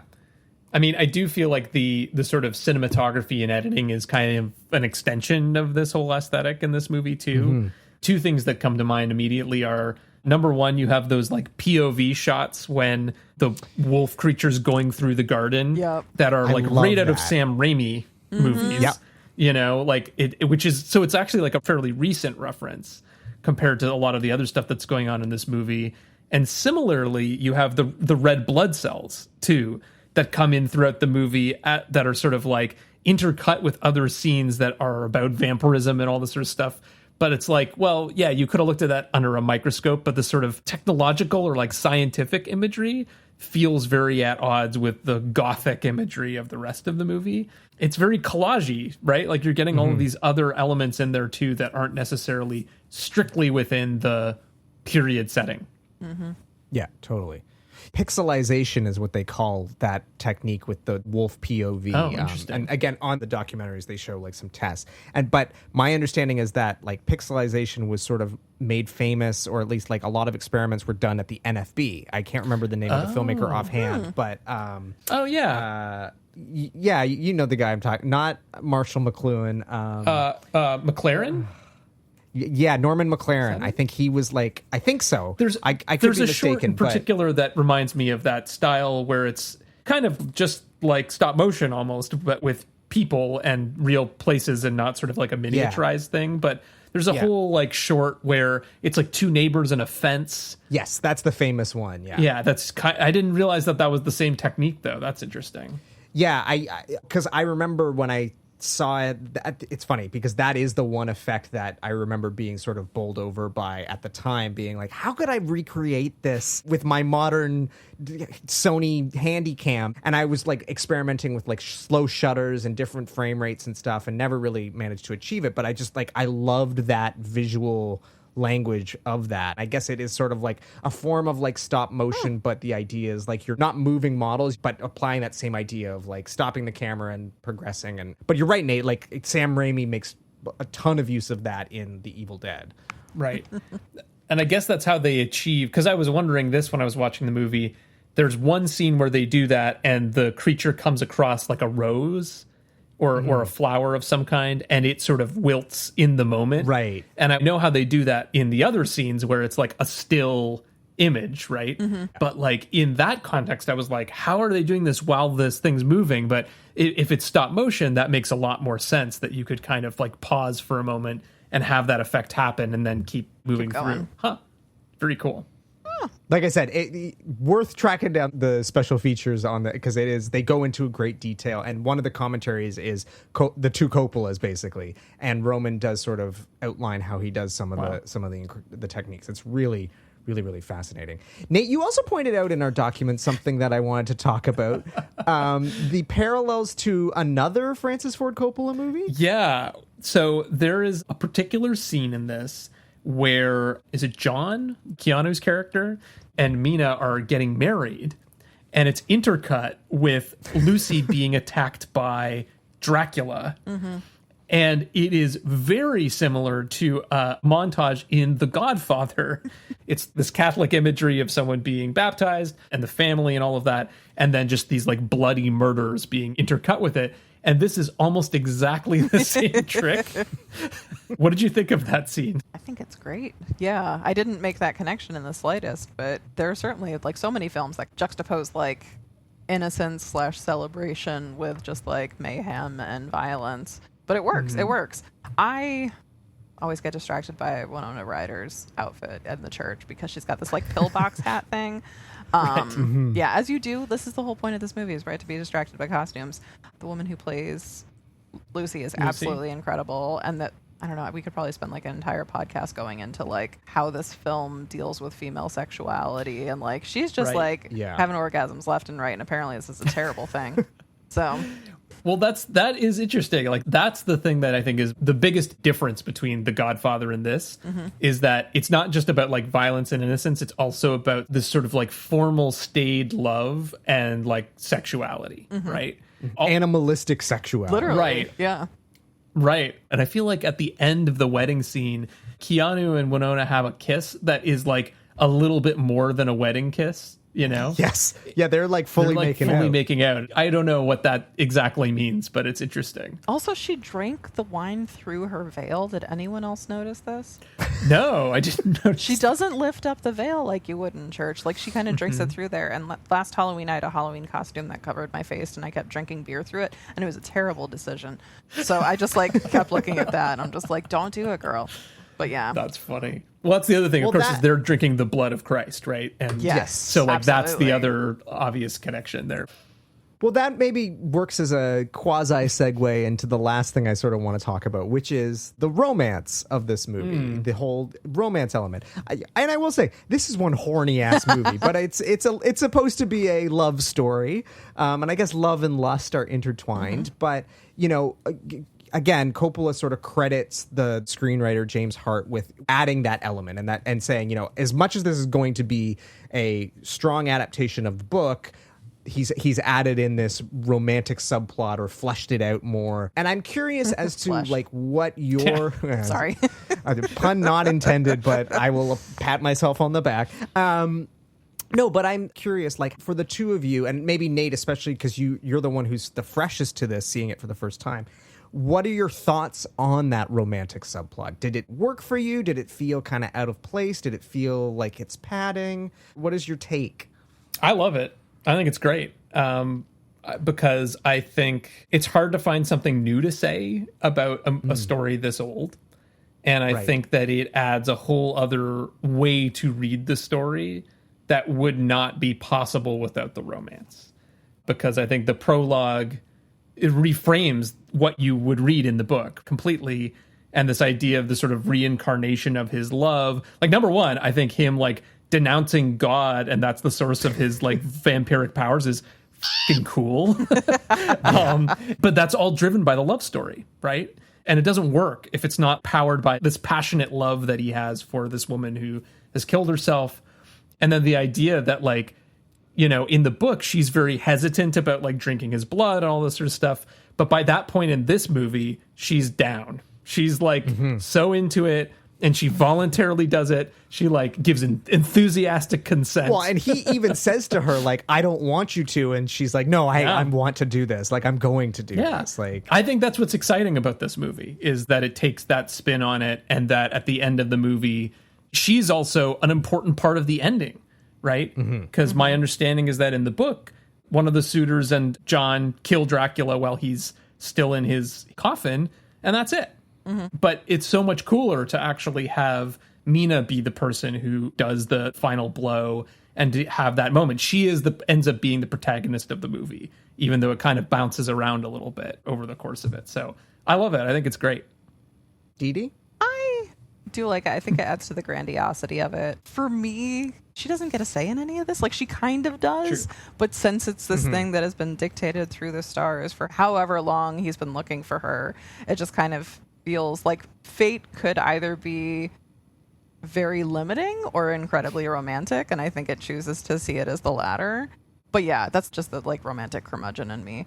But that being said, it's also beautiful, and it's also like there is this assumption in certain films, and I don't know how accurate it is, and I don't know if it makes sense to get into it without a therapist online, but like about how like men painting themselves as these like all-knowing, I know you're going to love me, I'm just waiting for you to figure it out, but I'm going to stick around and be really charming until then sort of thing, with women who are like, oh, no, you're right, I like you and I don't quite know why. And that just never quite sits right with me, because I'm like, what if I think you smell funny? It feels like removing women from the conversation, because she never had a choice, really. She really had no choice when it came down to it. That's the only thing that rubs me wrong. But that being said, like, as a romantic film, and this is what it's selling, it works. Like, this is the world it has created, in which vampires are real and women climb on ceilings and people do it with wolves, and like in that respect it's very romantic. That's true. I had not thought of that point, that it does very much play into that idea of like, you just got to be persistent, man. Which is gross. Just keep asking her out after she says no. Like, literally, it's that. Yeah, that is across very true. oceans of time. Yeah, exactly. I mean, I was thinking of it though as well in terms of like, I think it's trying to transgress sort of like society's expectations too, though, of like, you know, she's supposed to be with the nice boy who wants to marry her, and he's kind of this like staid partner who like she doesn't really have any feelings for. It seems like it's maybe what society wants for her, and instead it's like, no, it's what fate wants for you that matters, right? And in neither scenario does she really get a say, actually. Well, I think this is ultimately why it doesn't super work for me. And I think a lot of it has to do with casting. Obviously, Winona and Keanu have zero chemistry, which is, maybe that is intentional, because ultimately, you know, she does end up with Dracula or whatever the case may be. But even in the scenes with Oldman, I don't think they have great chemistry. For this to be this sort of love that transcends time, like, I can't believe I'm going to say this, but I want like a Kate and Leo in Titanic level of romance, you know? Yeah. But I think it also is just like, part of it is that it's the part that I'm just least interested in, because like at this point Anthony Hopkins has shown up and he's chewing the scenery, and I just want to get back to him chewing the scenery because he's so good. But I think part of it too is just like, it's a little messy and unclear what Coppola is trying to say. Like, there are these interesting elements of like, at the beginning of the film, like she's looking at the Kama Sutra and she gets busted, and so there's this idea of like she's exploring her own sexuality and wants to branch out, but society says no, and then like obviously Lucy is the more, you know, sexually provocative. But I feel like they also never really take that whole element to its natural conclusion. So it's like they're introducing these elements that they never sort of follow up on. And I don't know, it just, there's a lack of definitive clarity in some of these things that makes this movie feel a little messy. Yeah. My favorite part of this whole question is the part where she chooses to drink his blood. Like that part, I'm like, that's the logical conclusion. But then the thing is that in the end, it's like the power of her love like healed him, and then she's healed, and then she kills him. And it's like, what? That's part of how this works? Like, that was never explained as part of the lore of how any of this works, right? I feel like the ending of the romance feels like a bit of a cop-out. And in some ways, like, where I thought it was going is that she is like all of this and becomes a vampire at the end. Right. Instead of like going and like killing him and it all being good and love being more powerful than death or whatever shit it ends with. So like, I would have preferred that ending. That felt to me like the logical conclusion is that she sort of emancipated herself from the situation, but that's not where he takes it. So there you go. No, so you want the Twilight ending. Yeah, exactly. I want the Twilight ending. Francis Ford Coppola's Stephanie Meyer's Twilight. God, that is what Nate wants. I take it all back. Yeah, and like the whole thing with, I really like the character of Lucy, and I really like the actress who portrays her here, but she is punished for her sexuality, like very ultimately. And so it's like you can kind of see where, if that's the morality that is being brought to the film, like of course Winona Ryder is going to be rewarded for being demure and being loyal and all those sort of things. But yeah, but Lucy looks like she's just having that much more fun in life. And after death too, even though it goes quick, but yeah. It's interesting because you were saying like her lack of agency in all of this, and like I don't think Coppola is one of those directors who can't deal with women, because I think about Kay and The Godfather, or specifically Kay and Godfather 2, and you know, Diane Keaton's monologue that Nate we did in high school with a bunch of grade 10 students. But like, yeah, well, that's a whole other story. The scene that I chose was the opening scene of Happiness. Dude. If you know that movie. Oh, I know that movie. What? No one else, I think, knew much about that movie. Otherwise, I would have not been That's allowed probably to do for it. the best, yeah. Yeah. Yes. But yeah, again, it's just, I feel like these characters are maybe a little bit undercooked, or maybe it's the performance. I don't know. But I wanted more from it. And in its current form, at least upon rewatch, where again, like I know the beats and how everything plays out. So I'm sort of waiting for things to end so they can get to my next favorite moment. And it's like, my next favorite moment is never any of the romance stuff. Always Anthony Hopkins. It's always, yeah. I mean, we got to talk about Anthony Hopkins for a second. Yeah, we really should talk about Anthony Hopkins. I mean, the thing that I love about his take, or maybe not necessarily his take, but their take, everyone's take on Van Helsing in this, is that he's kind of a villain. Mm-hmm. You know, they kind of recast him as like this. He's not even just curmudgeonly. He's kind of abusive, and like, it's a good take. It's really interesting, I think. And Anthony Hopkins is loving it. Mm-hmm. Yeah. And of course, this is like a year after Silence of the Lambs. So like, he's won his Oscar and he's played the ultimate movie villain. I'm pretty sure in the AFI 100 Heroes, 100 Villains or whatever, like Hannibal Lecter, I'm pretty sure was number one. Right. If not, he was definitely in the top 5. Mm-hmm. So he's chewing the scenery throughout basically every scene. But he's so good in this. Like he's so good. That's the energy I want from Keanu and Winona, is like recognizing that you're in Anthony Hopkins with a German accent. Sexy. Well, maybe not. Yeah, no, but like I want them to recognize the movie that they're in and play to that, and they're not doing that. Yeah. Whereas like Anthony Hopkins knows what movie he's in. For sure. And he's giving the performance that is dictated by this film. Performances like his, performances like Oldman's, and even, as you said, like the supporting characters of like Cary Elway's and the other guys, like it all draws attention to the weaknesses that are those two other central performances, which is such a bummer because like if those were stronger, this would be a 5-star masterpiece. Like, Yeah. Yeah. Also, thanks for that contextualization around Silence of the Lambs, because when you were at first like reading the description of the film, I'm like, co-starring Anthony Hopkins? Right. yeah, it makes a little more sense. That makes more now, sense. yeah. Like, that would be a huge bummer for anyone who's just like, oh, I'm going to see the latest Anthony Hopkins movie, and then shows up for this, and then he doesn't show up for how long, and Well, that's not true. He is in the first 5 Okay. minutes of the movie. Well, that's another weird thing, isn't Yeah. it? That he plays Yeah. a different role in the prologue. that is true. And like the other recastings make sense, right? As it's like, well, yeah, Winona Ryder plays Dracula's wife, but like Anthony Hopkins is just in it playing an unrelated character. And narrating everything. And Yes, narrating and it. narrating The narrating kind everything. of makes sense to Yes. me. Yeah. But I don't know why he's the priest. It doesn't make any sense. Yeah, and They're just making the most out of his budget. More I don't know. sense.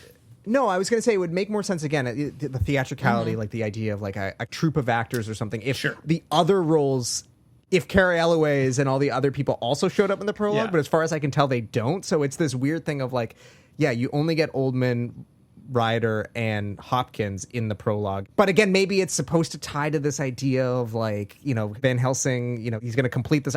Who the hell knows? Yeah. It's, you know, I think we'd have to ask Francis. Yeah, it could have tied into the whole like recurring and newly introduced theme of fate, but it isn't. Like, it's just kind of like leaves us being like, huh. And you're right. Like, I was thinking his character doesn't show up for a while, which is kind of true, but his voice is there, so maybe I'll take it back. But yeah, I mean, it makes sense because like if anyone was going to be documenting what happened during this period, it would be Van Helsing. Right. So yeah. But it is weird to have a voiceover narration from a character you won't meet for an hour. Yeah, right. Right. I mean, I think like the first time I watched it, I didn't really pick up on the fact that it was him. You know, it was just sort of like, it's a narrator. Using a German accent. Yes, using a German accent. True enough. I actually don't think I have enough context to know whether his German accent is any good, but you kind of forgive it because it's Anthony Hopkins. Either way, like, it's just, you know, he's great. He's doing his thing.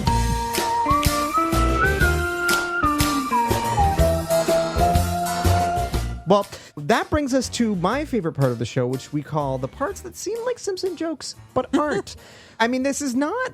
Although David Merkin says that this is a particularly funny movie, I'm not sure I agree with him. I don't find it to be an overly, you know, guffawing adaptation of Dracula. Not like the guffaw-ridden Dracula Dead and Loving It, certainly. But was there anything that you guys felt particularly Simpsons-y. You actually already said one, Adam, that I was thinking about, which is just all of the sort of like blood and drinking blood puns, like when when John goes to Dracula's castle and he's like, I have already dined, and I never drink wine. That line's in the original, isn't it? I don't know. I believe so. I think it is. Yeah, I think that might be a nod to like the original script, but and then he does another one like not like a minute later where he's like, they say you're a man of good taste.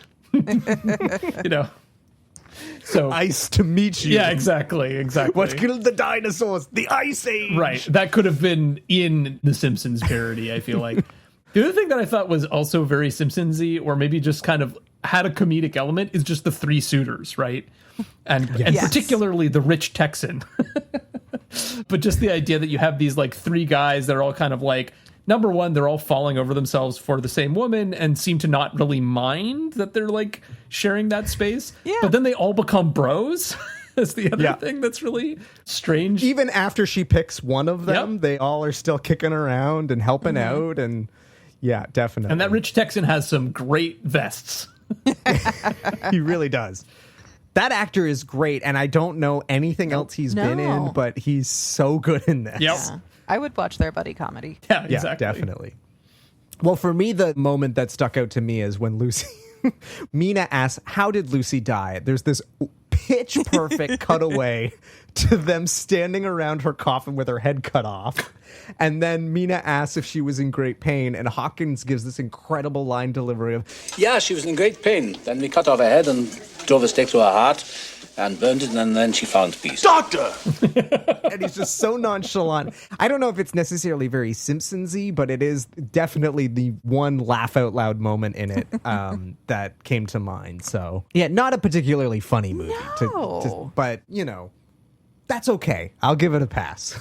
Yeah, I'm just trying to think of like moments of self-aware or irony or just like absurdity, and there aren't a ton. No, not really. I don't think tonally it would make sense, really. Like this. Well, then it starts becoming like a Terry Gilliam movie. Yeah, or a Mel Brooks movie, which is yeah. not necessarily the way you want to go. So, well, in terms of performance, would it surprise you to find out that this movie was quite successful? It was made on a pretty substantial budget, $40 million, but grossed $215.9 million by the end. And that's, of course, important to note because, like I said, Coppola was in deep financial debt, close to bankruptcy, and he said that this movie literally saved our home. Wow. In one of the retrospective documentaries with him and Roman, he's like, oh, tell them the story about like you finding out. Because essentially when the movie opened, he was so afraid that it was going to bomb that he like went to like Belize or something, like literally to the middle of nowhere where there was no telephones or whatever. On the day of the release or the weekend it came out, his wife was like, well, I'm going to go into town. Like, I'm going to pick up a few things. Should I like call the studio? And he's like, I guess. And anyway, she basically came back and he's like, well, how did it go? And she handed him like a bunch of folded pieces of paper, and he opens the first one. It said $6 million. And then the next one says $3 million, and it's so on and so on. And he's like, well, what is it? Like, what's the number? Like, I don't know. What am I supposed to do? And she says, add them up. And then that's when he was like, oh, okay. Like, we're going to get to keep our house. Zoetrope Studios is going to stay. This movie literally saved his career, which is pretty remarkable. That's heartwarming. But in terms of the top 10 for the year, this actually only came in at number 9, which is pretty astonishing. $215.9 million only gets you number 9. Wow. But it's a pretty great top 10. So knowing that it's 1992, I'm just curious, do you think any of you could name something else that's in the top 10 this year? 92. So we're in like Disney prime time. We certainly are. So what was that year? Was it Aladdin's early 90s? Is that in the top 10? That is number 1 with a bullet. That was impressive. Disney's Aladdin. Well, it's Disney Renaissance. This was like, I would have probably have seen that in theaters. 100%. Yeah, number 10 is Wayne's World of all movies. Oh, amazing. Okay. Number 9, Dracula. Number 8, Sister Act. 7 is A Few Good Men. 6 is Batman Returns, which I forgot. Yeah, this is the same year as Batman Returns.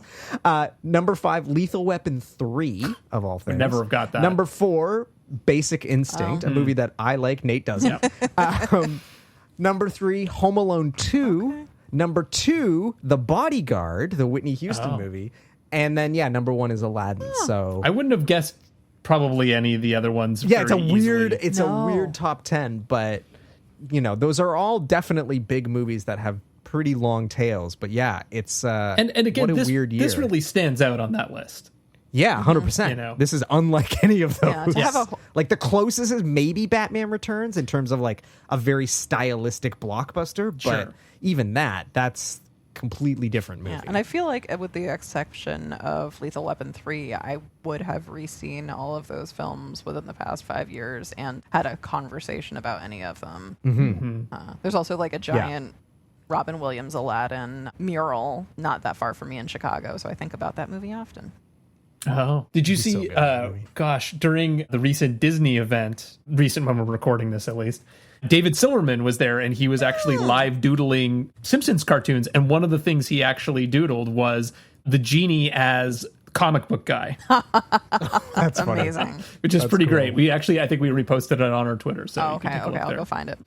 In terms of reviews, Dede, you kind of alluded to this. I think this is a movie that over the years has become a little more highly regarded than it necessarily was at the time. Roger Ebert gave it 3 stars. I believe that's 3 stars out of 4, but like his review is not necessarily the most positive. I grabbed this excerpt and I've trimmed it down a bunch, but the gist of it is vampire movies which run in the face of all scientific logic are always heavily laden with pseudoscience. The one thing the movie lacks is headlong narrative energy and coherence. There is no story we can follow well enough to care about. There is a chronology of events as the characters travel back and forth from London to Transylvania and rendezvous in bedrooms and graveyards, but Coppola seems more concerned with spectacle and set pieces than with storytelling. The movie is particularly operatic in the way it prefers climaxes to continuity. Faced with narrative confusions and dead ends, I enjoyed the movie simply for the way it looked and felt. The movie is an exercise in feverish excess, and for that, if for little else, I enjoyed it. Which, fair enough. I feel like we've been saying all that stuff, but in a more positive tone. Yeah. Yeah, it's weird. Like, again, he's not wrong, and he's not necessarily saying it in a bad way. I mean, but this is why at the end, when we talk about verdicts, we always frame it as, do the strengths outweigh the weaknesses, right? It is just this balance. If at the end of the day, you're like, yes, the strengths outweigh the weaknesses, you forgive the weaknesses. And that doesn't mean you ignore them or you don't think they're there necessarily. It's just sort of like, yeah, well, Keanu's performance sucks. So what? It's still a great movie. I mean, like, that's my feeling on it. Anyway.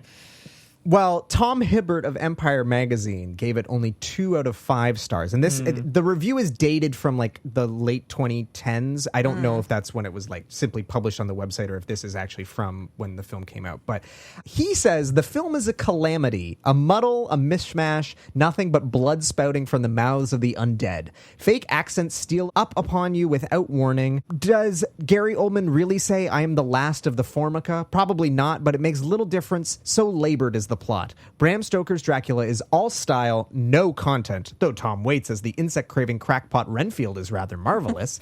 So if horror hokum is your particular cup of tea, might I direct you instead to the abominable Dr. Phoebes? You know where you are with Vincent Price. I think that's overly harsh for this. I agree.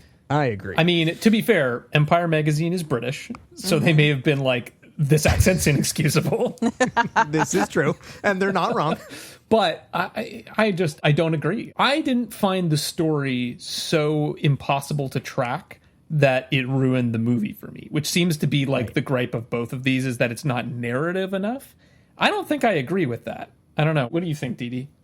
I think that given the novel it's based on, it makes perfect sense to flow how it does. Like, it's not someone just dictating the entire plot to you or a single point of view doing it. You do have to do a little work. You're piecing together this story happened at that, and like this person's expressing that, and knowing that not everyone has the full story at any given time, just because that would be totally unbelievable. But it's not the novel, it's an adaptation. So maybe if it didn't work for them, I think there is something to it. But I don't need to be fed it, and it sounds like he was expecting that. I mean, I'm more in the Ebert camp in the sense of like, if the plot doesn't work, I don't care because nothing looks like this. Like, this movie is just so incredible and so fun. And I'm usually the kind of person who is very hard on movies that are like style over substance, but the style works so well for me. And it's a horror movie. Like, I don't know, like, you're dealing with tropes anyway. Like, I guess that takes us to our takeaways and whether or not the strengths outweigh the weaknesses. And for me, they absolutely do. Yeah, without hesitation. Yeah. Yeah. I mean, me too. And I think, to what you were saying, Adam, the reason why the story part doesn't bother me is that, like, this movie kind of is begging you to interpret it. It gives you so much. There are so many things that are not spelling it out for you, both like from a visual standpoint, from a story standpoint. Like, one of the things we didn't really talk about is like there are several different versions of Dracula in this movie, right? Like he's old, he's young, he's a dog monster, he's a bat monster, right? Yeah. There's a wolf that's sort of like a familiar, right, or whatever. So there's all these different versions of him, and you kind of have to connect the dots that it's the same person. You never see him transform exactly into all of these different iterations, but you just are connecting it narratively because it's shown to you chronologically, basically. It's asking you to do that. And so to me, that's the difference between this and something where the story is just kind of like lazily put together and there's a bunch of plot holes, is that it's like, it's giving you all of the raw material and it doesn't necessarily need you to land on one coherent story, but it is asking you to interpret it. Definitely. Yeah, and I think there is a certain degree of like elegance in doing kind of like a throwback visually, a throwback to older storytelling ways. It kind of feels like a certain degree of cohesion. So like, again, like you're watching this, there's no way you should think this is reality. Like, people don't talk like this, people don't look like that, buildings don't look like that, gardens don't look like that, and just to expect it to be like, well, I wouldn't act like that. Well, of course you wouldn't. This isn't real. Like, so I think that because of the leeway it asks for, it should be given. Yeah, absolutely. Yeah, it's got a kind of dream logic to it, which I like. Totally. Yeah, also vampires are real. Like, well, there's that too, yeah. Dede, we always like to end our episodes with extra credit, something that would make for an interesting double feature, maybe because it's thematically similar or maybe because it's completely different. But is there something that you would pair this film with, possibly? I think one thing I would pair it with, just because I think more people need to watch it, is the Spanish Dracula from 1931. Right. Because I think it's incredible. And it's like, again, like both of these are things you want to read about the making of before you see and after you see it, and just kind of like keep diving into what that would be like. So that would be my 2 cents, because they're quite different, but I love how they could play together. Yeah, I'm familiar with it. I've never actually sat down to watch it. Truth be told, I've never actually made it through all of the original 1931 Dracula because it's a little... if I saw it in a theater, I could do it, but at home it just doesn't sort of turn my crank, as they say. But maybe the Spanish one would, because like everyone says it looks... And it's just like, it's overall a much better film than, the American version, despite being on the same sets and everything. So maybe this Halloween, I'll actually sit down and check it out. Do we need to plan to do a Lugosi Dracula Simpsons tie-in for next year? Because we got Nate to watch Bram Stoker. That's right. Yeah, that's true. Nate, what would you recommend as a double feature? So I went down the road of gothic horror and also a little bit of what I was talking about with, this sort of, let's call it the Tom Waits aesthetic. So I was thinking of The Orphanage. Ooh. I love that I know. movie. We saw that in theaters together, didn't we?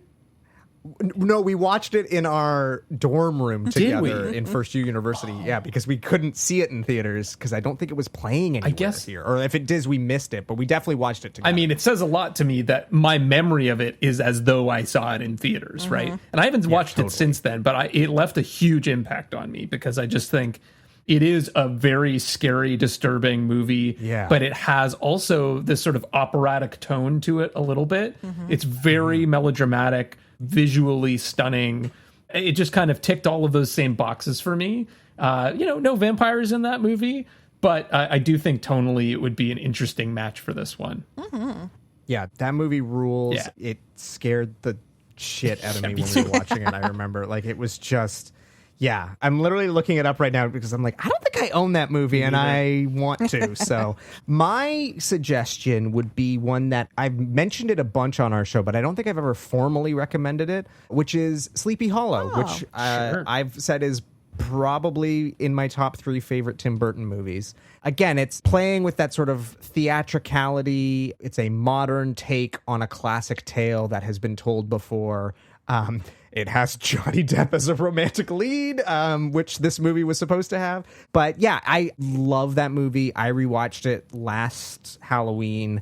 Yeah, it's one of the best looking movies. Chivo shot it, I'm pretty sure. Yeah, I think it's Chivo. It's a Tim Burton movie that I think everybody kind of forgets about because it's not very Tim Burton-y, apart from like the design of the tree. So yeah, if you haven't seen it or haven't seen it in a while, I highly, highly recommend it because it's a lot of fun. And you got the Johnny Depp connection, the sort of what if casting for this movie. Yeah, exactly. Oh my God, is it one? Totally. And I actually, if it had been made a little bit later, Christina Ricci, she could have been Winona Ryder. There you go. And she's really good in Sleepy Hollow. There I was going to ask if it was one of your top 3 Casper Van Dien films. Yeah, I think it would. I think it definitely would place. He's in something else that I do like too, though. Now I have to look that up. Sleepy Hollow, because it's something I watched recently, and I was like, "Oh, it's Casper Van Dien. What is he doing?" Starship Troopers. I know. Starship Troopers. I was like, That's what it Starship is, Troopers yeah. is like the only other one. Yeah, the one big Yeah. one everyone would Yeah. remember. For That's sure. also an incredible film. I love that movie. Oh, he's also in Casper Meets Wendy, which I loved as a kid because Hilary Duff had a red laptop that I thought was really cool. Oh, there you go. I am talking to you through a red laptop at this very moment. There you go. Oh, apparently he was also in Dracula 3000. Oh, there you go. As Van Helsing. I'm just looking at what else is here. Let's put it this way. Most of the entries in his Wikipedia page don't have Wikipedia pages. Wow. So okay. That should tell you guy. what you need to know. Well, that brings us to the end of the episode. Dede, thank you so much for joining us once again. It was such a pleasure having you back, and I'm so glad we had you back for this movie because, again, I think you provided a lot of interesting context, and I know that you appreciate it as much as we do. Is there anything you want to plug while you're here? Nothing specifically. I think if people want to know what I'm up to, I'm still on Twitter and still calling it Twitter. I think I may have said the same thing last year. Good God. And I'm at Dede Crimmins, DEDECRIM. Amazing. Well, and to the rest of our listeners, thank you again for joining us for our very spooky episode of Springfield Googleplex, the movie podcast for Simpson fans. If you enjoyed what you heard, please leave us a review and share this episode with the Simpson fans and film buffs in your life. I feel like we need to start running like some sort of contest. If you write a review, maybe we'll like shout you out by name or read it online because reviews really do go a long way, and we'd love to get this show out to as many people as possible because we're fans of it and you're a fan of it, so share it. God damn it. Yeah, if you write a review, and it's not like, tearing us apart, we will definitely read it on air for sure. So please go ahead. Bonus and do points that. if you're able to work in, blood puns or Oceans of Time or other great Or things. Simpsons I traveled puns, across maybe. ocean. Well, yeah, I guess that's maybe a smarter thing. The blood ones If might you not write necessarily worst episode age very ever, well. though. Yeah. What if it's Yes, fair enough. written as a letter to Jonathan Harker? Oh, I like Yeah, it. there you go. I like it. And if you write worst episode ever, then we will cry. So please don't do that. But until next time, Nate, We'll see you around the Plex. see you round the Plex. All right.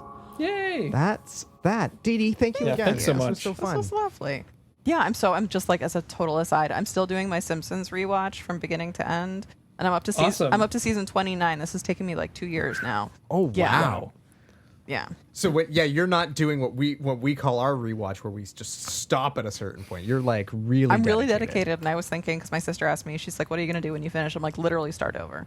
Like, Love it. yeah, there's some good deep cuts. There is a whole Charlie Brown Great Pumpkin thing at one point in one of the episodes. Oh. Like, Oh, fun. they're not all good, but No. there is enough reward to keep going. Anywhere.